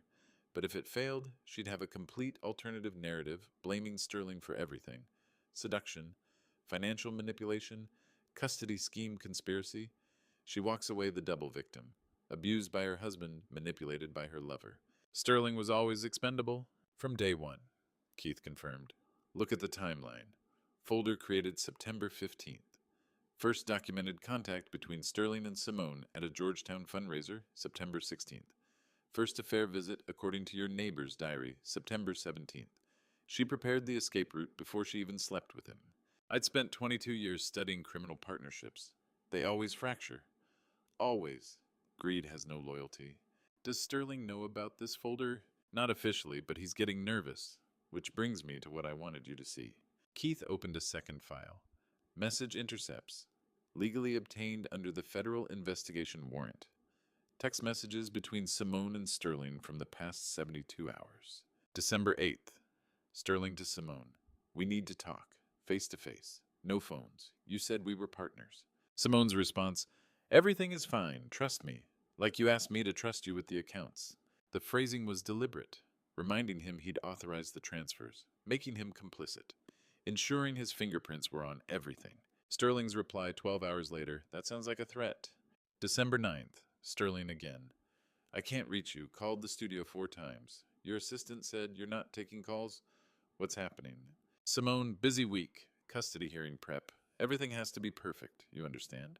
Sterling, I understand you're avoiding me. I want access to the shared folders. Need to verify documentation is consistent. Simone, documentation is fine. Focus on your FBI problem. I'm handling the custody situation. The message landed like a tactical strike, reminding Sterling that federal investigators were watching him, suggesting his problems were separate from hers, creating distance. Sterling's response came 8 hours later, 3 a.m. timestamp. My FBI problem exists because I helped you move money you said needed protecting. Our problems are the same problems. Don't pretend otherwise. No response from Simone. December 10th. Sterling. If you're planning what I think you're planning, remember I have records too. Partnership goes both ways. Simone, I don't know what you mean. You sound paranoid. Maybe you should talk to someone about the stress you're under. The gaslighting was surgical, suggesting Sterling was unstable, creating a record of his paranoia that could later support her victim narrative. Sterling's final message, I'm coming to the house tonight. We're talking about this. Simone, don't. Protective order means no visitors. Wouldn't want anyone to see you there and create complications for either of us. Threat wrapped in concern. reminding him that his presence at her house could be documented, photographed, used against him. He's realizing he's expendable, I said. He's realizing he was always expendable, Keith said. And that realization makes people do unpredictable things. Flip on their partners, destroy evidence, run. We've seen financial conspiracies fracture 100 different ways. They all start with messages like these. Will he cooperate with FBI? Maybe, if he thinks it's his only way out. Or if he thinks Simone's going to sacrifice him first. Keith closed the laptop.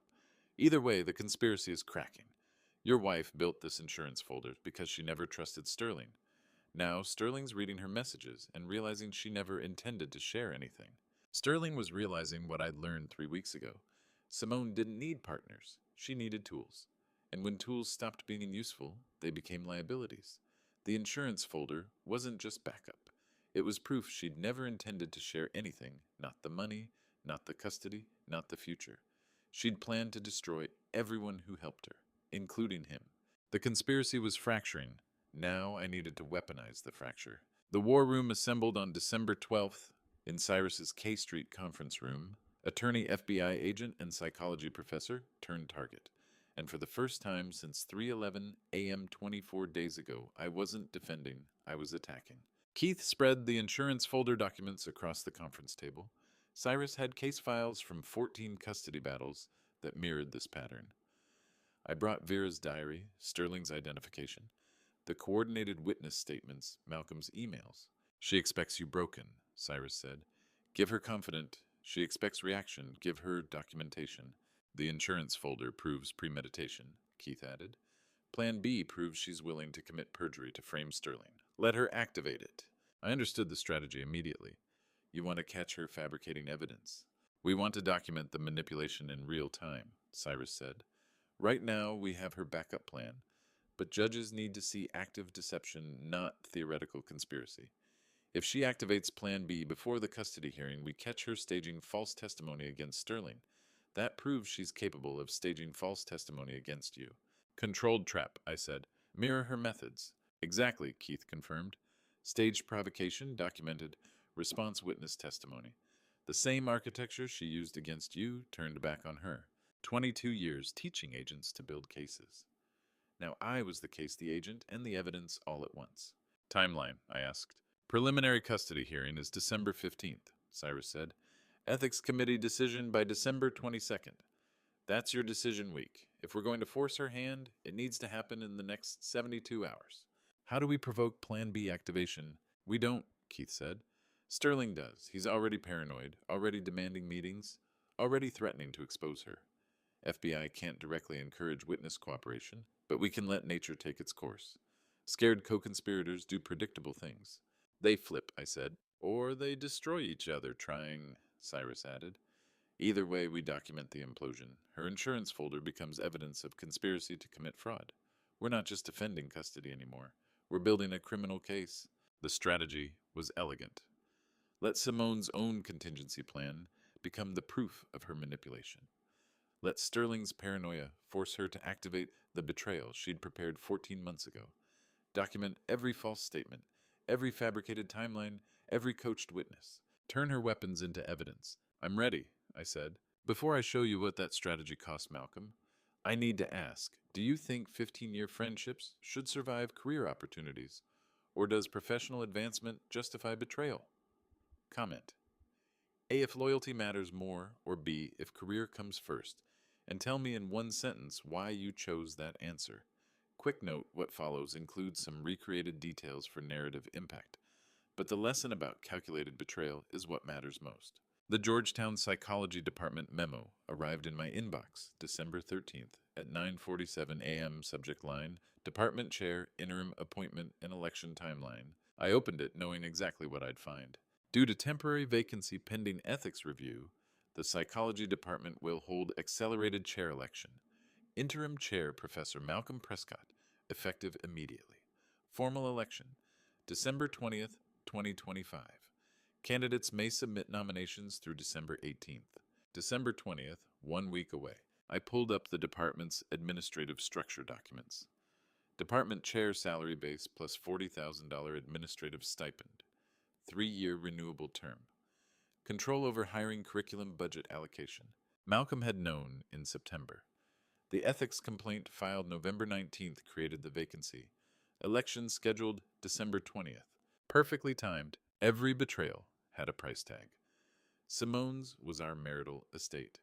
Malcolm's was $40,000 and a nameplate that read Department Chair. I called Cyrus. Malcolm's interim chair appointment just posted. Election December 20th. Same week as your ethics decision, Cyrus noted. If the committee clears you, you return to work and he loses the interim position. If they find against you, he's positioned to win the permanent election. He had motive from the beginning, I said. Simone didn't recruit him. She offered him exactly what he wanted, my job. Can you prove he knew about the timeline in September? I pulled up Malcolm's September 18th email, the one Keith had forwarded. Notice concerning changes in Simone's schedule. Should I mention to Desmond? Response. Let it play out. He saw the affair starting, I said. He knew an ethics complaint was possible if Simone claimed I was unstable or controlling. He chose to stay silent because my professional destruction created his professional opportunity. That's motive, Cyrus said. But it's not proof of conspiracy unless we can show direct coordination between Malcolm and Simone. They didn't need direct coordination, I said. They just needed aligned interests. Simone wanted custody and assets. Malcolm wanted my chair.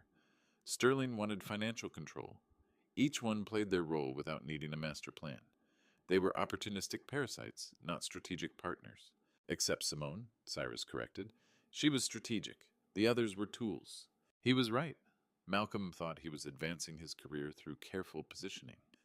Sterling thought he was building a relationship with a wealthy client. The Georgetown witnesses thought they were supporting a frightened friend. They were all tools in Simone's systematic dismantling of my life. Malcolm's timing was too perfect to be coincidence, which meant someone had told him in September that an ethics complaint was coming in November. Someone had coordinated the attack to benefit multiple parties. Simone hadn't just built a custody trap. She'd orchestrated a systematic dismantling of my life with collaborators positioned at every level. Marriage, career, finances, reputation.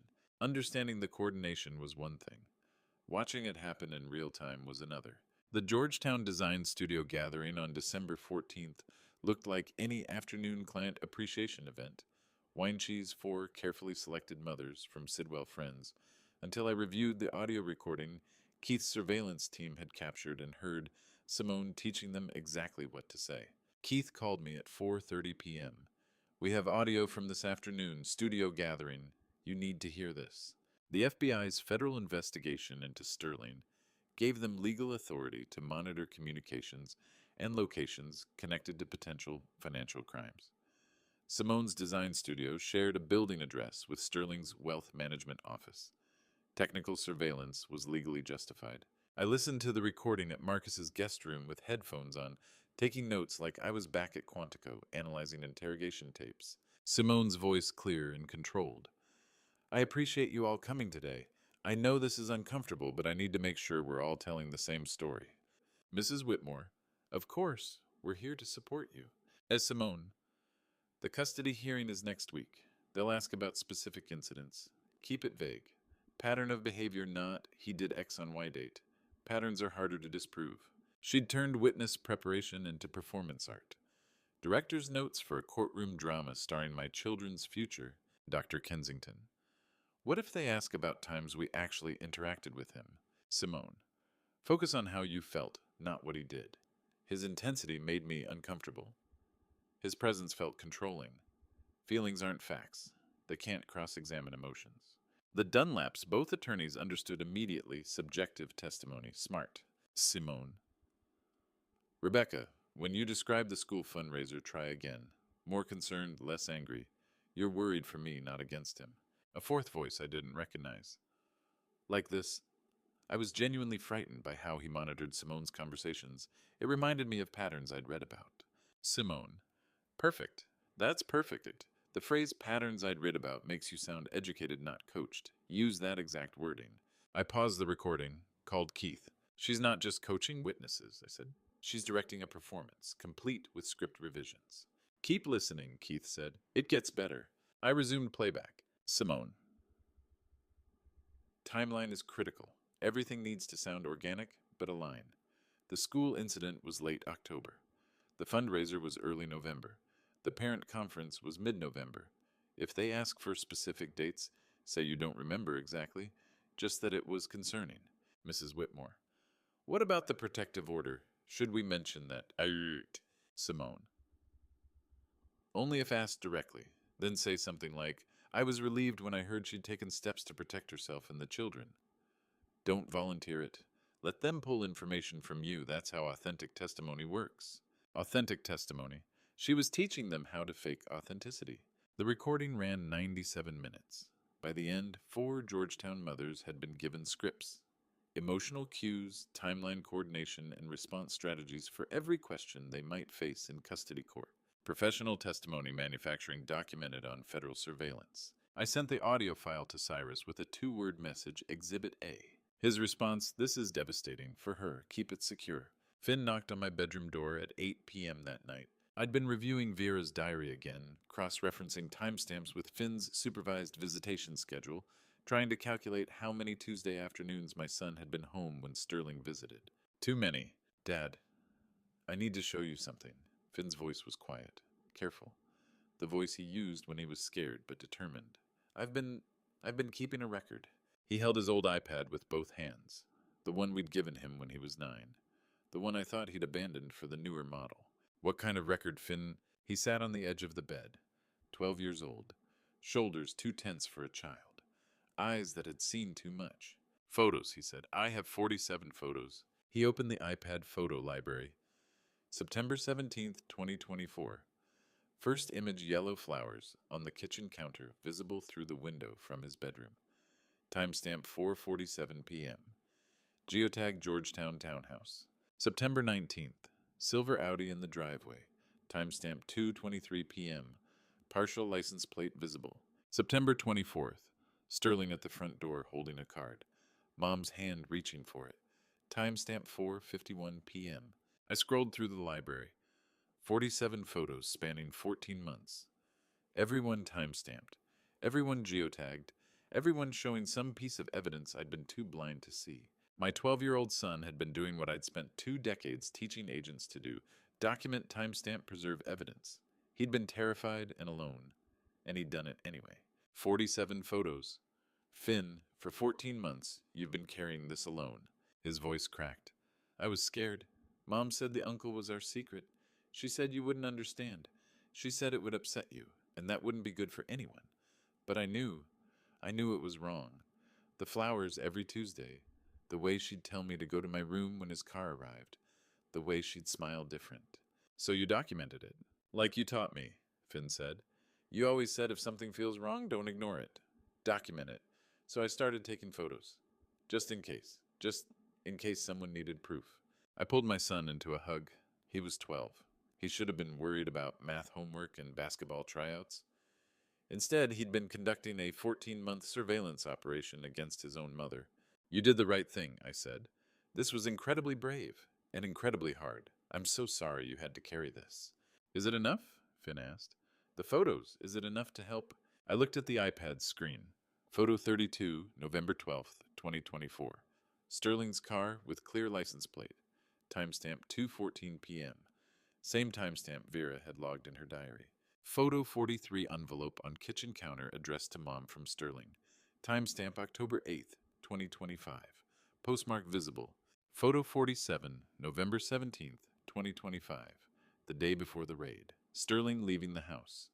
Timestamp 4:52 p.m. Yes, I said. It's enough. It's more than enough. 47 photos. September 17th, 2024 through November 17th, 2025. Every envelope delivery, every car arrival, every Tuesday afternoon when Sterling came to the house thinking a 12-year-old wouldn't notice or wouldn't understand. But Finn had noticed everything, and he'd understood enough to know his mother was teaching him to lie while he was learning to document the truth. Finn had given me the evidence.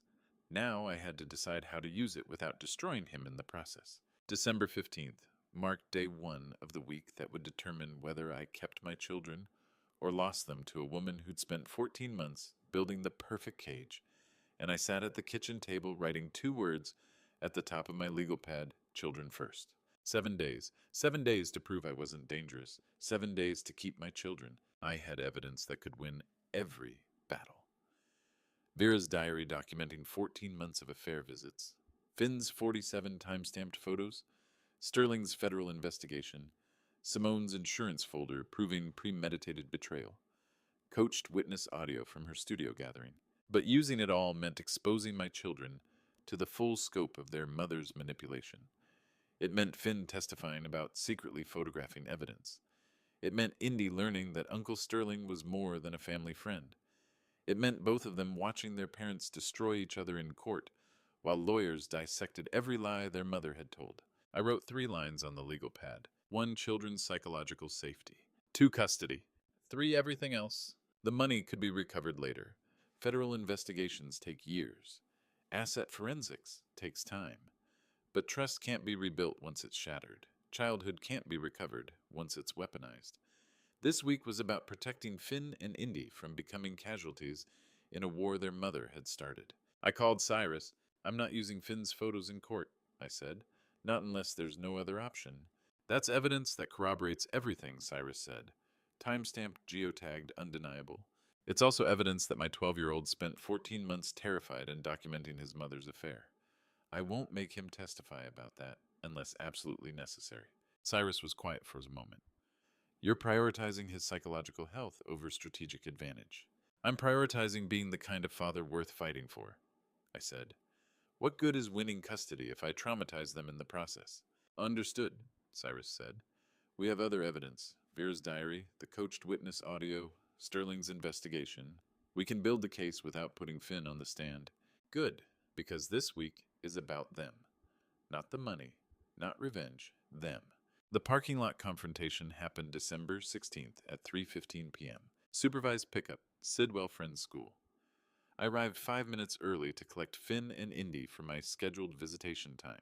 Simone's BMW pulled into the parking lot at 3:12. She stepped out already performing voice projected to carry across the pickup area where Ms. Davis and 2 other teachers supervised dismissal. 56 years old, Desmond? Her voice was loud, concerned. How many more years do you think you can keep up with a 7-year-old 10-15? She was escalating, testing boundaries, pushing harder each day to find the breaking point.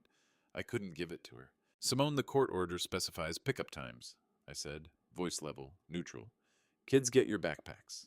Finn and Indy were standing near the school entrance with their teacher, both watching, both hearing their mother question whether their father was too old to parent them. I'm just concerned about realistic expectations, Simone continued.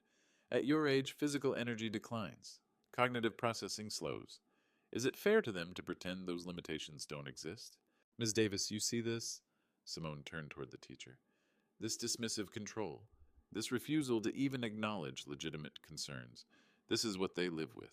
Ms. Davis looked uncomfortable, professional neutral, taking mental notes about the interaction without taking sides. I walked toward my children. Finn, Indy, time to go. You're doing it again? Simone called after me, controlling the narrative, refusing discussion, demonstrating exactly the pattern we've been documenting. I kept walking, took Finn's hand. Indy grabbed my other hand without prompting. We got in the car and left while Simone stood in the parking lot performing concern for the teachers. Dad, are you too old? Indy asked from the back seat. No, sweetheart, Mom was trying to upset me in front of the teachers. It's called provocation. Like when someone tries to make you react so they can say you're the problem? Finn asked. Exactly like that. Conference room 3B, the one with security cameras covering all 4 corners. She'd chosen her stage carefully. The email arrived December 17th at 7:42 p.m. Subject line, Urgent Emergency Parent Conference re Finn Hewitt Behavioral Concerns. I opened it knowing exactly what I'd find. Recent observations of concerning behavioral patterns require immediate joint parental discussion. Tomorrow, December 18th, 9 a.m. Main Conference Room. Principal Harrison, Ms. Fletcher, and school counselor, Dr. Matthews, will attend to ensure appropriate support systems are in place.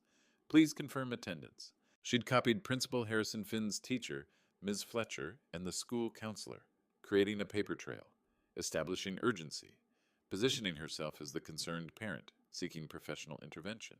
I pulled up Sidwell's campus map. Conference room 3B was in the administration building, 4 security cameras, large windows onto the main hallway, multiple witnesses, public setting. She wasn't scheduling a conference. She was staging an ambush, with cameras and staff witnesses positioned exactly where she needed them. I called Cyrus. Emergency conference tomorrow at 9 a.m. School administration, teachers, counselor present. Conference room with full camera coverage. She's setting the final trap, Cyrus said. Maximum witnesses, maximum documentation. Whatever she's planning to provoke from you, she wants it captured with school officials present. Do I show up? If you don't, she tells the custody judge you refuse to engage in your son's behavioral concerns. If you do, she springs whatever trap she's prepared. Either way, she thinks she wins. Then I show up, I said, and I give her absolutely nothing. Tomorrow morning at 9 a.m. I'd walk into Sidwell Friends conference room where Simone would be waiting with a principal, two teachers, and a school counselor, all positioned as witnesses to whatever she was about to do. The email said behavioral concerns about Finn. The trap said provoke the dangerous father with maximum documentation. She'd chosen the time, the place, the audience. Now I had 12 hours to decide whether to walk into it or let her claim I refused to show. I walked in, because refusing meant she won by default.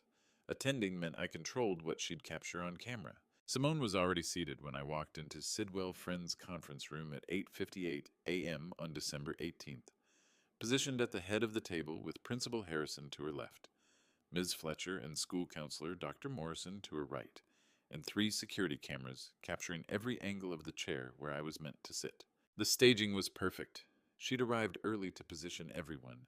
The empty chair facing the cameras, the concerned school officials flanking her, the manila folder labeled Finn Behavioral Observations placed prominently on the table. Principal Harrison was a 15-year Sidwell administrator who'd overseen hundreds of difficult parent conferences. He looked uncomfortable before I'd even sat down. Ms. Fletcher, Finn's 7th grade homeroom teacher, had been told this was a behavioral intervention meeting, but was clearly recognizing it as something else entirely. Dr. Morrison, the school counselor for 12 years, understood family systems well enough to recognize a parent using staff as props. I sat in the designated chair, placed my phone on the table, started the voice recorder app, made sure the screen was visible. Thank you all for meeting on short notice, Simone began. Her voice was controlled. Concerned mother. I've been noticing troubling patterns in Finn's behavior that I believe stem from his home environment. Principal Harrison opened the folder. Ms. Fletcher, you mentioned some observations? Ms. Fletcher looked uncertain. Finn's been quieter than usual, more withdrawn in class discussions, but I wouldn't characterize it as concerning behavior. More like processing something. Processing his father's control patterns, Simone said. The anxiety, the fear of disappointing him. Children reflect their home environment, Professor Hewitt. She was performing, every word rehearsed, every pause calculated. I was watching the opening night of a one-woman show called The Dangerous Father. I'm here to discuss Finn's education, I said. If there are custody concerns, those belong in family court, not a parent-teacher conference. But his education is affected by custody, Simone said. At your age, Desmond, how many years do you realistically have to provide active parenting? 10, 15. Don't the children deserve stability with someone who can keep up with their development into adulthood? There it was, the age provocation, designed to trigger defensive anger. I'm 56, I said. My father coached my Little League team when he was 63. Age doesn't determine parenting capacity, but it determines energy, Simone countered. Physical capability, cognitive flexibility. Modern child development research suggests... Mrs. Hewitt, Principal Harrison interrupted gently. Perhaps we should focus on Finn's specific needs rather than broader parenting philosophy. Simone shifted tactics. Fine. Let's talk about how his father's emotional manipulation creates anxiety. The calm control that looks like stability, but feels like suffocation. Dr. Morrison, you've seen these patterns before, haven't you? Dr. Morrison looked at me, then at Simone. I've seen many family dynamics. I haven't personally observed Professor Hewitt's parenting. Because he's performing for you, Simone said. Right now. This calm demeanor, this reasonable tone, it's a mask. Finn sees what's underneath. 22 years, training agents to resist interrogation. Every technique designed to provoke reaction. I'd taught this. Now I was surviving it. What specific behavioral changes have you observed in Finn? I asked Ms. Fletcher directly. He's quieter, she said, but his grades haven't dropped. His friendships seem intact. He seems thoughtful, not troubled. Thoughtful because he's calculating, Simone said, learning to manage his father's expectations. That's not healthy child development. That's survival behavior. She stood, walked toward the windows. I recognized the movement, changing locations, creating dynamic camera angles.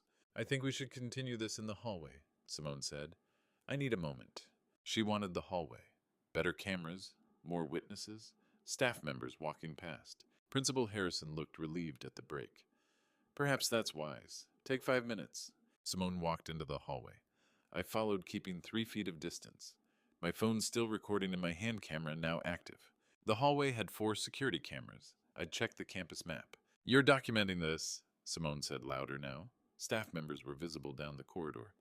You're recording me. See this controlling behavior? This need to capture everything. It's exactly what I'm talking about. I'm documenting a parent conference, I said. Voice level. Calm. The same way the school's security system is. You can't let anything happen without your supervision, Simone continued. Can't trust teachers to assess our son. Can't trust me to express concerns.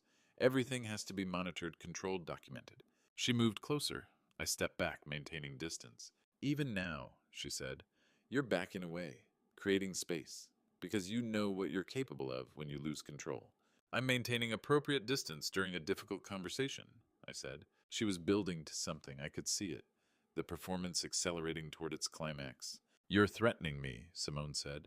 With your presence, your size, your age and authority, don't think I don't see it. Ms. Fletcher had stepped into the hallway. Dr. Morrison followed, both watching.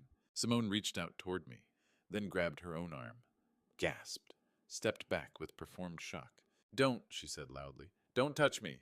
I was 3 feet away, phone in hand recording, both hands visible. Principal Harrison emerged from the conference room. What's happening? He grabbed my arm, Simone said, her voice shaking. Academy Award performance. You saw it. You all saw it. Ms. Fletcher looked confused. I saw Mrs. Hewitt reach toward Professor Hewitt, then step back. I didn't see him move. Dr. Morrison shook her head. Professor Hewitt hasn't moved from that spot. Simone turned to the security camera mounted on the hallway ceiling, then to my phone still recording. I saw the exact moment she realized the cameras had caught everything. Not my aggression, her choreography. The hallway security footage would show a woman staging assault, while a man stood 3 feet away with his phone out recording. She'd wanted documentation. She'd gotten it. Just not the kind she needed. The failed trap became my evidence. Her choreography became my documentation of manipulation. I stopped the phone recording at 9:47 a.m. on December 18th. After 49 minutes of continuous documentation, and when I played back the first 30 seconds for Principal Harrison right there in the hallway, I watched her face shift from administrative concern to professional recognition of what she'd just witnessed. Principal Harrison, I'd like you to review this 49-minute recording before filing any incident reports, I said. She listened to the first 3 minutes, Simone's voice escalating from educational concerns to age-based competence questions to inflammatory accusations about control and manipulation. My voice responding minimally, professionally, redirecting to Finn's actual education. This is... Principal Harrison looked at Simone, then back at me. This isn't what was presented to us. No, I said, it's not. Ms. Fletcher had moved closer to hear the playback. Dr. Morrison joined her. All 3 school officials listening to 49 minutes, compressed into key moments I fast-forwarded through. Simone's voice on the recording. At your age, how many years do you have left? Don't the children deserve someone with energy? My voice. I'm here to discuss Finn's educational needs. Simone's voice. You're documenting me. This controlling behavior. This is exactly what I'm describing. My voice. I'm recording a parent conference the same way school security cameras are. The trap she'd built so carefully had become my evidence locker. Every provocation documented. Every witness now mine. I skipped to the final 2 minutes. The hallway confrontation. Simone reaching toward me, visible on my phone's camera. Her grabbing her own arm. The gasp. The accusation. Then Ms. Fletcher's voice recorded clearly. I saw Mrs. Hewitt reach toward Professor Hewitt, then step back. I didn't see him swoop. Principal Harrison closed her eyes briefly. Professor Hewitt, I apologize. This meeting was presented to us as a behavioral intervention for your son. We were told you'd been resistant to discussing his emotional needs. And instead you were positioned as witnesses for a provocation attempt, I said. Yes, she said quietly. We were used. Dr. Morrison spoke up. I'd like to provide a statement for your legal proceedings. What I witnessed today wasn't a concerned parent seeking educational support. It was a staged confrontation designed to elicit a reaction that could be documented out of context. Ms. Fletcher nodded. I'll provide a statement as well. Professor Hewitt maintained appropriate boundaries and professional demeanor throughout. Everything Mrs. Hewitt described was the opposite of what I observed. 3 school officials, 3 statements corroborating my conduct, 3 witnesses who'd been meant to support Simone's narrative now supporting mine. Simone had left during the playback. Her car was gone from the parking lot when I walked out at 10:30. The next day, Finn sat in Cyrus's K Street office and showed us why children make the most devastating witnesses. I started taking pictures in September, Finn said. His 12-year-old voice was steady, determined. Every Tuesday when the Audi came, every time flowers arrived, 47 photos. Cyrus reviewed each image on the iPad, taking notes. Professional attorney doing intake on a child client whose documentation rivaled law enforcement surveillance. Photo 1, yellow flowers on kitchen counter visible through window. Timestamp, September 17th, 2024, 4:47 p.m. Geotag Georgetown Townhouse. Photo 12, silver Audi in driveway, partial license plate visible. Timestamp, October 15th, 2024, 2:23 p.m. Photo 23, Sterling at front door holding card. Mom's hand reaching for it. Timestamp, November 19th, 2024, 4:51 p.m. Each photo chronological. Each one timestamped. Each one geotagged. Methodical documentation that would make an FBI evidence technician proud. My son had been carrying 47 pieces of evidence for 14 months. Scared, alone, documenting truth while being taught to lie. Finn, why didn't you tell your father sooner? Cyrus asked gently. Finn looked at me, then back at Cyrus. Because Mom said it was our secret. The uncle who visited. The flowers. She said it would upset Dad, and that wouldn't be good for anyone. But I knew it was wrong. The way she'd smile different when his car arrived. The way she'd tell me to go to my room. So I started documenting it. Like I taught you, I said quietly. Like you taught me, Finn confirmed. You always said if something feels wrong, don't ignore it. Document it. So I did. Every Tuesday, every delivery, I kept a record. And the iPad? Cyrus asked. Why this old one instead of your current device? Because this one doesn't have cloud backup turned on, Finn said. Every photo is original, unedited with metadata intact. Just like you said, evidence should be Dad. I'd spent 22 years teaching FBI agents to preserve chain of custody. My 12-year-old had conducted a 14-month investigation maintaining evidence integrity that would hold up in court. Cyrus scrolled to the final photo, photo 47, Sterling at the Georgetown townhouse door. Yellow flowers in hand. Simone visible through the window, smiling. Timestamp November 17th, 2025, 2:23 p.m. The day before the 3:11 a.m. raid. Finn, Cyrus said quietly, do you understand what this evidence means? My 12-year-old looked at me then, at his attorney. His voice was clear, certain. It means Mom was planning the raid while her boyfriend was still visiting. It means she told the police I was dangerous the same day she was letting him into our house. It means she lied about everything. Out of the mouths of children. It means more than that, Cyrus said. It means we have time-stamped, geotagged, unedited photographic evidence corroborating your neighbor's diary, your father's timeline analysis, and the federal investigation into Sterling Mercer. This isn't just proof of an affair. This is proof of premeditated manipulation spanning 14 months. Finn nodded. I know. That's why I kept the record. Because secrets that hurt people aren't really secrets. They're lies. And lies need evidence to expose them. Cyrus reviewed the last photo again. Sterling at the Georgetown townhouse door. Yellow flowers in hand. Simone visible through window timestamp. November 17th, 2025, 2:23 p.m. the day before the raid.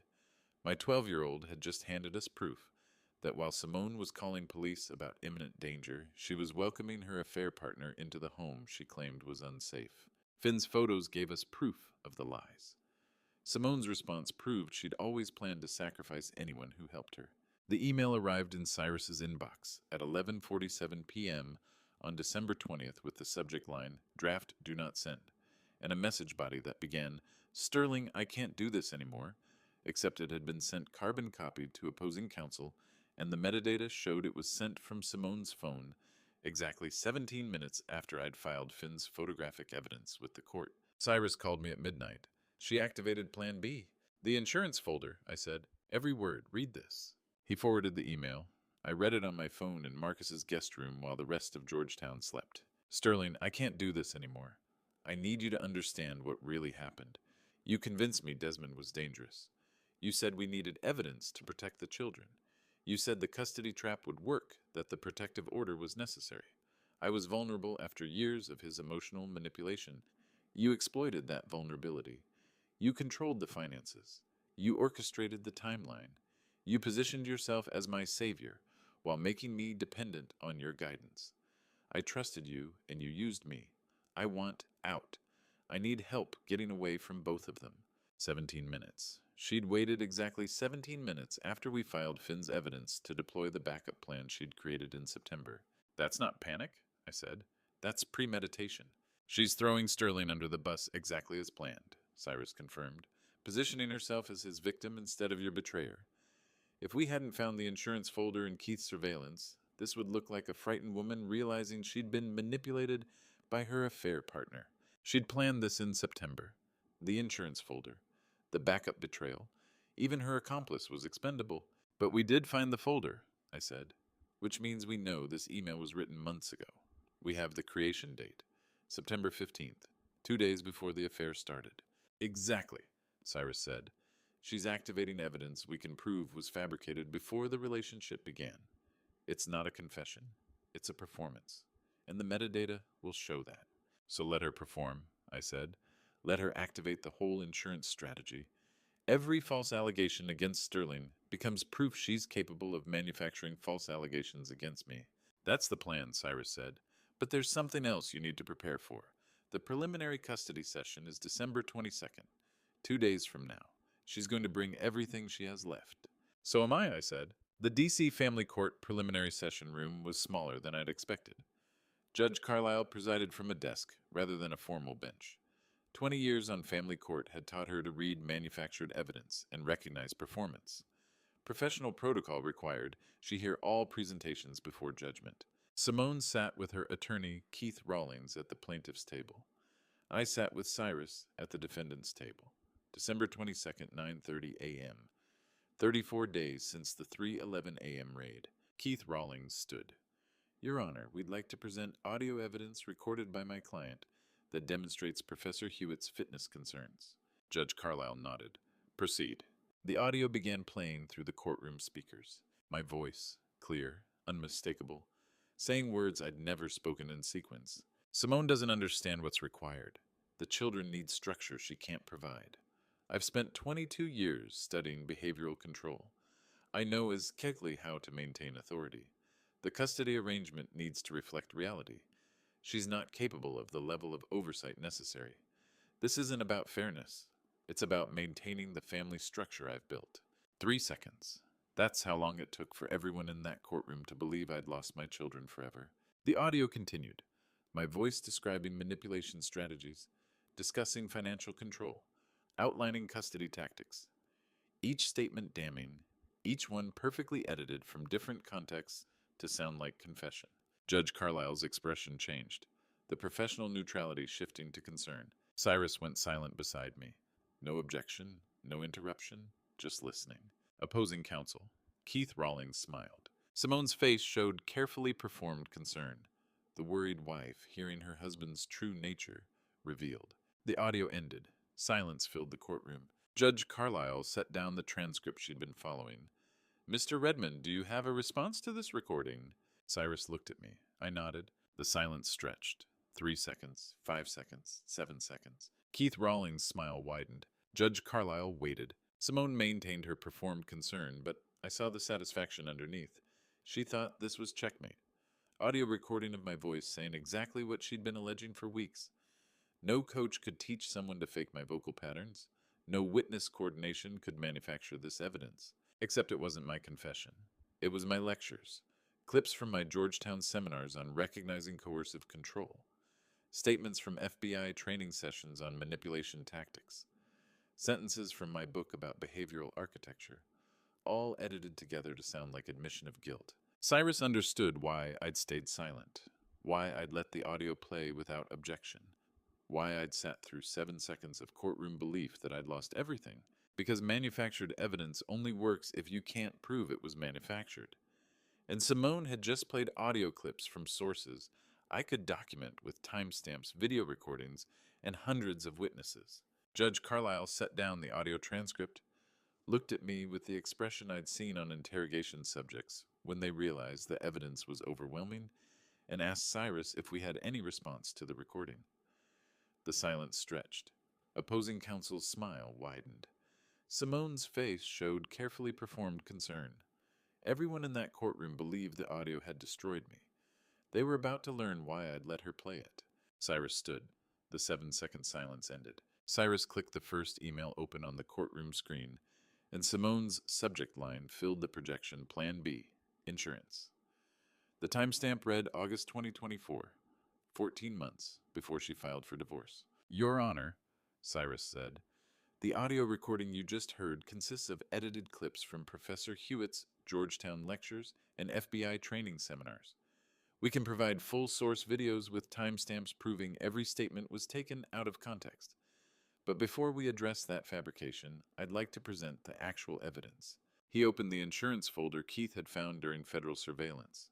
Email after email displayed on the courtroom screen. Simone's backup plan. The complete strategy to frame Sterling as sole manipulator if the custody attack on me failed.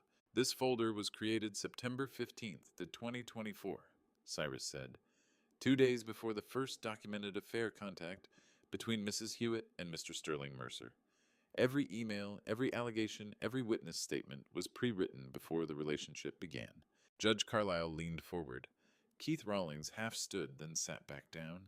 The Plan B email Mrs. Hewitt sent December 20th, claiming Sterling manipulated her controlled finances, orchestrated the custody scheme, was written 14 months before she deployed it. Metadata proves it. This wasn't a frightened woman realizing she'd been exploited. This was premeditated insurance.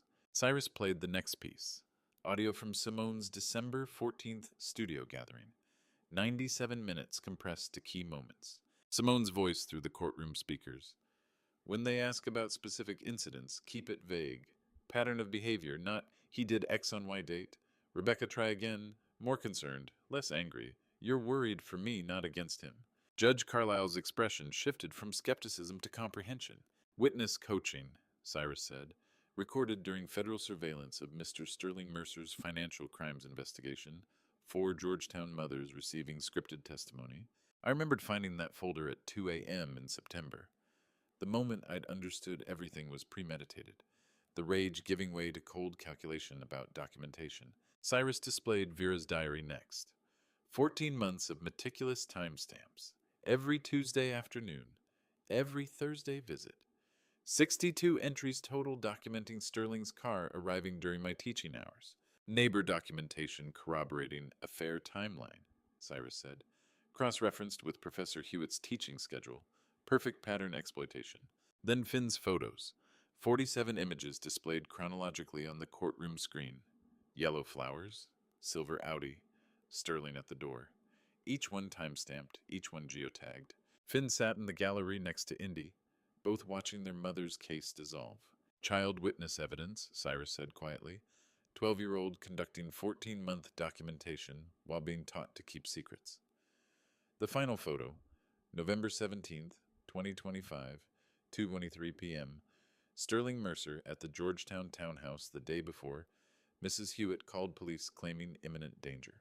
Simone's face had drained of color. Cyrus pulled up the FBI file. Federal investigation into Sterling Mercer for financial irregularities. Offshore accounts. Asset concealment. Nearly $200,000 transferred from accounts connected to Mrs. Hewitt's business between June and October 2025. Keith Rawlings objected. Your Honor, federal investigation files are not admissible. This isn't the investigation file, Cyrus interrupted. This is public record of transfers from Mrs. Hewitt's business accounts. The federal investigation simply flagged the pattern. Overruled, Judge Carlisle said. Every piece combining. the insurance folder, the coached witnesses, the affair timeline, the child's evidence, the financial motive. 14 months of systematic manipulation exposed in 15 minutes of presentation. The emergency protective order alleged imminent danger, Cyrus concluded. Yet Mrs. Hewitt welcomed her affair partner into the home the day before calling police. The ethics complaint alleged Professor Hewitt was professionally unfit. Yet the allegations were copied verbatim from his own published work. The custody claims alleged dangerous parenting, yet coached witnesses and staged provocations suggest manufactured narrative. Judge Carlisle called recess. 15 minutes. Keith pulled Simone into the hallway. I saw his urgent whispered conference, her pale face, his frustrated gestures. Cyrus leaned close to me. We can take this to full trial, destroy her publicly, expose every detail, or we can end it now in chambers with everything we need. Custody, financial settlement, sealed records. I looked at the gallery, Indy's pale face, 7 years old watching her mother's world collapse. Finn slumped beside her, 12 years old carrying the weight of being the evidence. Focus on Indy's face, her expression shifting from fear to confusion to cautious hope as she watched her mother's case collapse. That's when I remembered why restraint mattered more than revenge. The choice crystallized, revenge versus protection. Chambers, I said, sealed resolution, protect the children from witnessing more. Judge Carlisle's chambers smelled like old law books and radiator heat. The settlement took 47 minutes to draft. Custody to me. Financial settlement addressing the marital assets. Sealed records protecting the children from public documentation. Keith signed without Simone present. She'd left the courthouse during recess. The parking lot was 28 degrees. December 22nd morning, ice on the asphalt, my breath visible in the cold air. Simone's BMW sat 3 rows away. The engine ground, failed to turn over, battery dead from the cold. Sterling's Audi drove past without slowing, exhaust visible in the freezing air. He didn't look at her. I walked toward my car where Finn and Indy waited. Finn's hand was warm when he grabbed mine. Indy took my other hand. Is it over? Finn asked. Yes, I said. It's over. We walked past Simone's car. She was still trying the ignition, still calling Sterling's number, still alone in the parking lot where her conspiracy had finally collapsed. In the parking lot, watching Simone's car fail to start while Sterling drove away, I understood the difference between winning and destroying. I'd won everything that mattered. What came next would determine whether I'd learned anything from 14 months of hell. What came next was watching every person who'd helped destroy my life face their own consequences. The FBI knocked on Sterling Mercer's door at 6:47 on the morning of December 23rd. I wasn't there. Keith Rawlings called me at 7:12 to tell me what had happened. His voice was tight. Professional veneer cracking. Sterling's in federal custody, Keith said. The financial file your attorney submitted to the court triggered an active FBI investigation. Securities fraud, wire transfer violations. They're saying 18 months of irregular transactions. Agent Hayes had made the arrest. FBI agent specializing in white-collar financial crimes. The same file Keith had showed me in the parking lot, Sterling's offshore accounts, shell companies' client fund irregularities, had been forwarded to federal prosecutors the day after our custody settlement. Cyrus hadn't waited for Sterling to flip on Simone. He'd ensured Sterling would be too busy defending himself to support anyone else's narrative. He asked me to represent him, Keith continued. I told him I can't. Conflict of interest. He asked me to tell Simone he needs to focus on his own defense now. So the conspiracy partner is gone, I said. Before Christmas, Keith confirmed. Your attorney's timing was strategic. Sterling's arrest removed Simone's last piece of leverage. Her affair partner couldn't corroborate her victim narrative from federal holding. Her financial advisor couldn't access the offshore accounts he'd helped create. Her accomplice couldn't testify about anything without incriminating himself. The first domino had fallen. Cyrus called me at 10:15 on Christmas Eve morning. Temporary custody order came through. Judge Carlisle sided with the evidence. Finn and Indy stay with you. I was in Marcus's guest room. The kids were still asleep in the second bedroom. Finn on the twin bed, Indy on the air mattress beside him, both exhausted from 14 months of living in a war zone disguised as family life. Through the holidays, I asked. Through permanency, Cyrus said. The sealed settlement included custody provisions. Simone gets supervised visitation pending full hearing but primary custody is yours. It's over, Desmond. I watched Finn and Indy sleep Christmas Eve morning, realized the custody order meant they were safe now. Felt 14 months of tension drain into exhausted relief. The call I wasn't supposed to hear came through an accidental voicemail Keith left on my phone instead of Simone's. Voice-activated dial error, 30 seconds of his frustrated assessment. Without Sterling's corroboration, and with the provocation recording showing coached witnesses, we have no path forward. The custody settlement is the best outcome available. I'm sorry. The evidence combination was, I've never seen anything that coordinated. Simone's entire strategy had backfired. Coached witnesses exposed. Manipulation proven. False allegations documented. Every move she'd made to destroy me had become evidence of her systematic deception. Justice materialized quietly. No dramatic courtroom victory, no public vindication, just a sealed settlement, a custody order, and 2 children safe in a guest bedroom on Christmas Eve. I made coffee, watched the sun rise over DC, waited for Finn and Indy to wake up. You're staying here, I told them over breakfast, both of you, through Christmas and after. Finn nodded. Indy started crying, relief tears, not fear. The Georgetown email arrived December 25th at 3:30 p.m. Christmas afternoon. From Dean Whitmore, Georgetown University, Dean overseeing the Internal Review Board. Dear Professor Hewitt, following anonymous complaint and subsequent investigation, the Review Board has placed Dr. Malcolm Prescott on administrative leave pending investigation into professional conduct violations. The complaint alleges knowing participation in false ethics allegations and witness coordination contrary to university integrity standards. You will be contacted regarding your return to teaching status in January. How many people had Malcolm convinced that I was the dangerous one? How many whispered warnings had he given about the paranoid psychology professor who couldn't accept his marriage ending? Malcolm had chosen sides when he helped Simone build the paranoid husband narrative, stayed silent about the affair, positioned himself for the department chair when my ethics investigation created the vacancy, testified to concerning behavioral patterns he'd supposedly observed.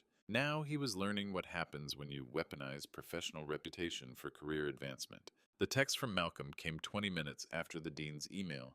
You did this. You destroyed my career over a divorce. I didn't respond. Malcolm had destroyed his own career when he chose the department chair over the truth.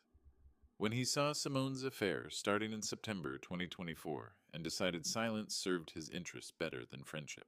Every person who'd helped Simone build the false narrative was facing consequences now. Sterling arrested on federal charges. Simone isolated without custody or corroboration. Malcolm suspended from Georgetown. The coached witnesses quietly contacted by Cyrus about potential perjury concerns. I hadn't orchestrated the collapse. I just documented the conspiracy thoroughly enough that justice could find its own path. Christmas night, Finn asked the question I'd been waiting for. Dad, is Mom going to jail? We were sitting in Marcus's living room, Indy asleep on the couch, Christmas lights blinking from the tree Marcus had set up for us. Remnants of takeout Chinese food on the coffee table because none of us had felt like cooking. I don't know, I told him, the truth. She might face legal consequences for some of what she did. Or she might just lose custody and reputation. I don't control that. Do you want her to go to jail? Finn asked. I thought about it. 14 months of systematic manipulation, the 3:11 a.m. raid, the coached witnesses, the provocation attempts, the children used as weapons. I want you and Indy to be safe, I said. Everything else is just consequences she created. On Christmas night, Finn asked me if his mother would go to jail. I told him the truth, I didn't know. What I did know was that the dominoes were still falling, and one person hadn't faced consequences yet. Vera Blanchard had coached testimony-fabricated diary entries and helped orchestrate 14 months of systematic manipulation. She was about to learn that loyalty to Simone came with a price. Vera's perjury investigation was proceeding through channels. But 3 days after Christmas, the person I needed to face wasn't the neighbor who'd helped. It was the wife who'd orchestrated everything. 3 days after Christmas, I sat across from Simone in Cyrus's conference room and realized I'd been waiting 14 months to hear her say she was sorry.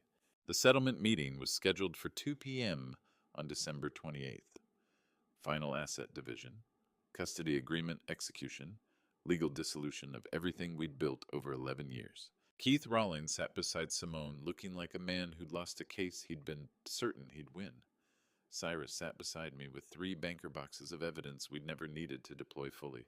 Simone looked smaller than I remembered, thinner. The Georgetown interior designer who'd always dressed impeccably was wearing jeans and a Georgetown hoodie. No makeup, hair pulled back. "We're here to finalize the settlement terms," Cyrus began. "Custody as previously agreed. Asset division per the sealed chambers agreement, financial." There was a moment in September when Vera asked if I was sure about the diary entries. Simone interrupted. Her voice was quiet. Keith put his hand on her arm. She shook it off. I could have stopped. I chose not to. Keith leaned close, whispered something. She ignored him. "I convinced myself you deserved it because you were too calm, too controlled," Simone continued. "Because you never yelled, never lost your temper, never gave me the reaction I wanted. The truth is, I wanted to win more than I wanted to be honest." I remembered Simone at our wedding, 11 years ago. Georgetown University Chapel. Her vows about honesty, partnership, truth.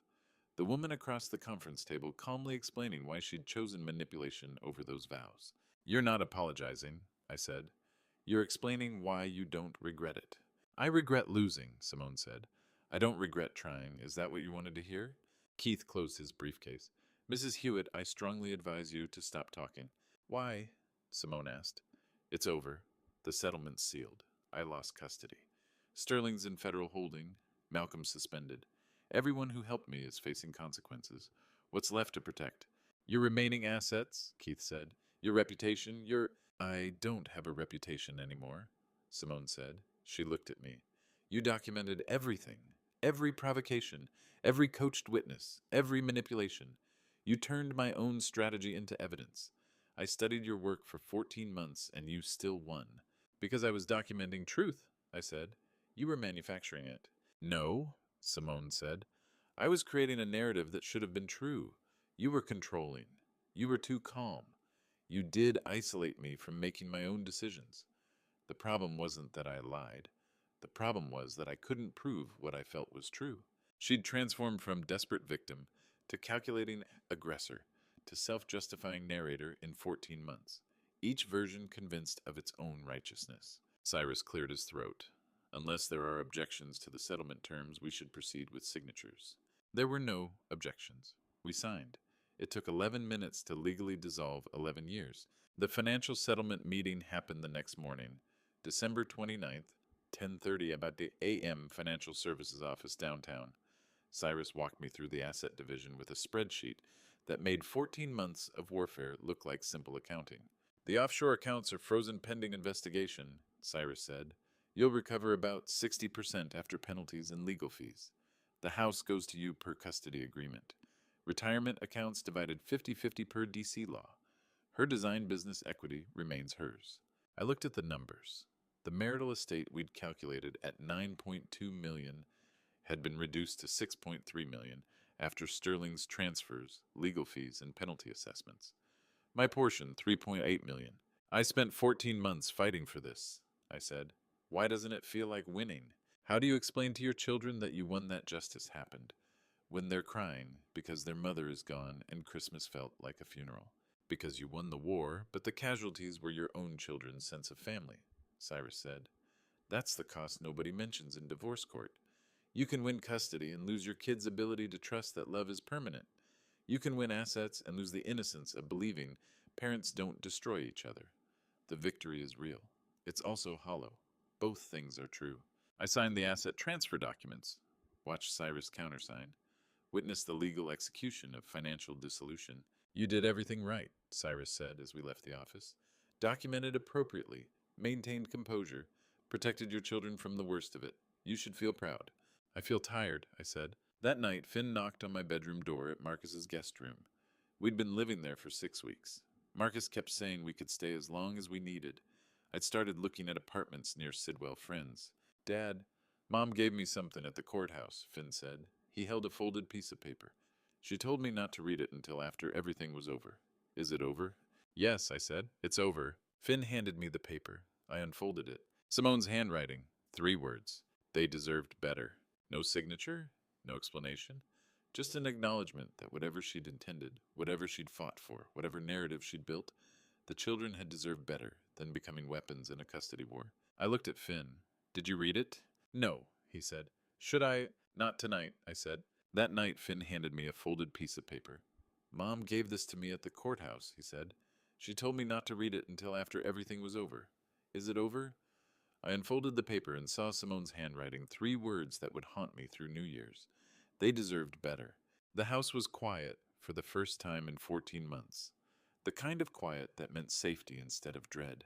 I stood in the kitchen doorway on the evening of December 30th, watching Finn sprawled at the dining table with his geometry homework spread across the wood, his pencil scratched against graph paper in steady rhythm. Indy had fallen asleep on the couch 20 minutes earlier, mid-documentary about deep-sea creatures, her breathing soft and even beneath the throw blanket I'd tucked around her shoulders. Ordinary. Normal. The words felt foreign after everything we'd survived. Dad? Finn looked up, pushing his glasses higher on his nose. Can you check problem 17? I keep getting 42 degrees, but the answer key says 48. I crossed to the table, grateful for the simplicity of geometric proofs. The triangle's angles resolved cleanly when I spotted his transposition error. He'd reversed 2 measurements in the initial setup. Here, you switch these values. Oh, he erased, vigorously recalculating. That's embarrassing. Everyone makes transposition errors, even mathematicians. I settled into the chair across from him, my coffee cooling in its mug. How are you doing, really? He glanced toward the couch where Indy slept, then back to his homework. Better. The house feels different now. Lighter, maybe? His pencil tapped against the table edge. I've been thinking about Mom's note, the one she sent through Mr. Calloway. They deserve better. The 3 words had been circling my thoughts for 2 days. Yeah. Finn set down his pencil, meeting my eyes with the directness he'd inherited from his mother, the woman I'd married, not the one who'd orchestrated our destruction. I think she meant we deserved better, not better than you, better than what she did to us. The observation landed with surprising weight. At 14, Finn had developed an emotional literacy that humbled me. That's a generous interpretation. It's the only one that makes sense. He returned to his geometry, confident in his analysis. She's not trying to hurt us anymore. She's just done. Done. The word captured something I hadn't articulated. Simone's confession at the settlement meeting had carried the flat finality of someone who'd burned through all their fury and found only ash remaining. How do you tell your children that their mother chose revenge over their welfare and then simply stopped? Vera emerged from her room at 8:30 carrying the Navy Journal I recognized immediately. She'd been adding to it sporadically since the trial ended, filling gaps in the chronology with the precision of a historian documenting war. I finished it, she said, setting the journal on the table between Finn's geometry and my coffee. The final entry, October 3rd, 2025. I opened to the bookmarked page, her handwriting as neat as archaeological strata. October 3rd, 2025, 3:47 p.m. Walking home from school with Indy. Marcus Brennan, 17 senior, Sterling's nephew, deliberately shoulder-checked me on Washington Street corner, called me traitor's daughter, loud enough for 8 witnesses. Indy started crying. I counted to 10, helped her pick up her dropped books, walked home without responding. Mom was waiting at corner of our street in her Lexus. She'd been following us. She smiled. Evidence Indy can confirm. Marcus will probably brag about it to friends. Mom's car has GPS tracker.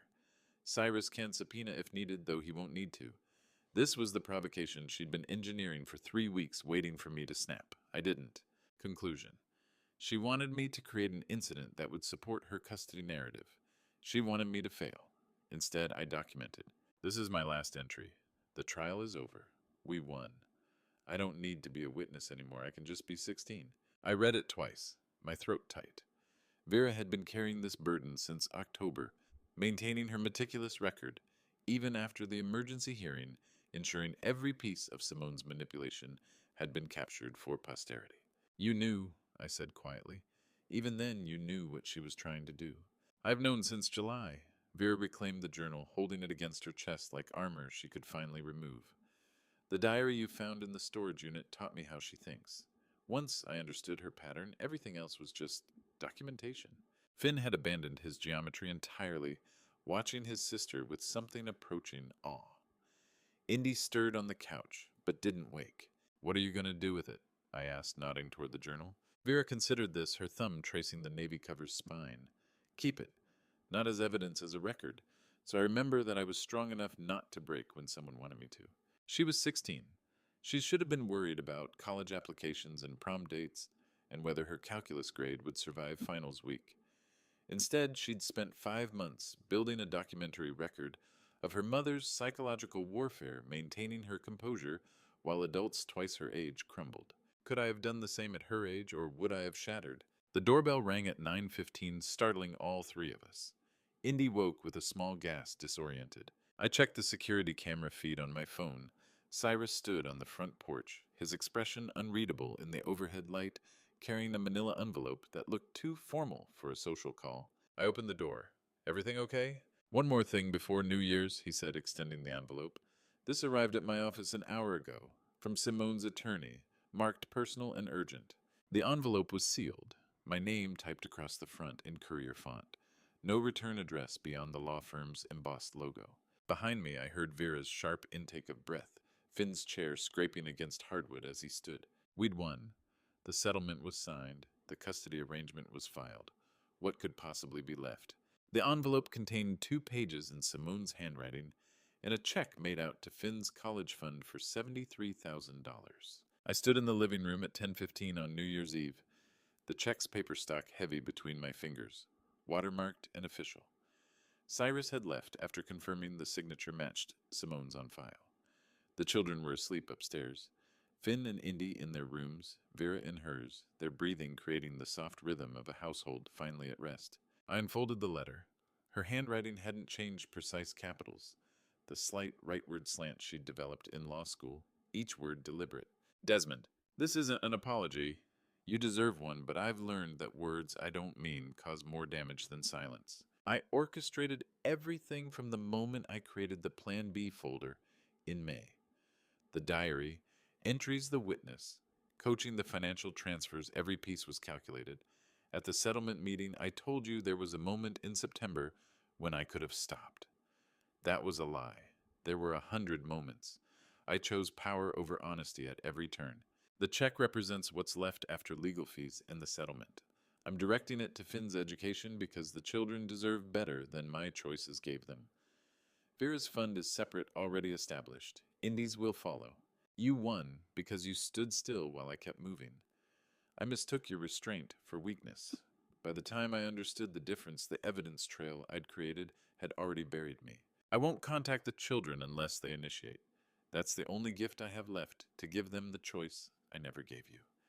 I read it twice, searching for the manipulation, the hidden leverage, the final play. My hands wanted to find it, that familiar pattern of her setting traps inside, surrender. But perhaps this was simply what accountability looked like when it arrived too late to matter. She was still controlling the narrative, even in defeat, crafting her exit, with the same precision she'd used to orchestrate my destruction. Or maybe I was so conditioned to distrust her that I couldn't recognize genuine contrition when it appeared on watermarked stationery. The truth was simpler. I didn't need to know which. I don't have to forgive you to move forward, I said quietly, to the empty room, to the sleeping house, to the ghost of the woman I'd married 20 years ago. That's the part you never understood. The check sat on the coffee table, $73,000 of restitution that wouldn't undo 14 months of damage, but might fund Finn's sophomore year at whatever college he chose. Practical. Transactional. The last piece of our marriage reduced to a financial instrument and 2 pages of careful handwriting.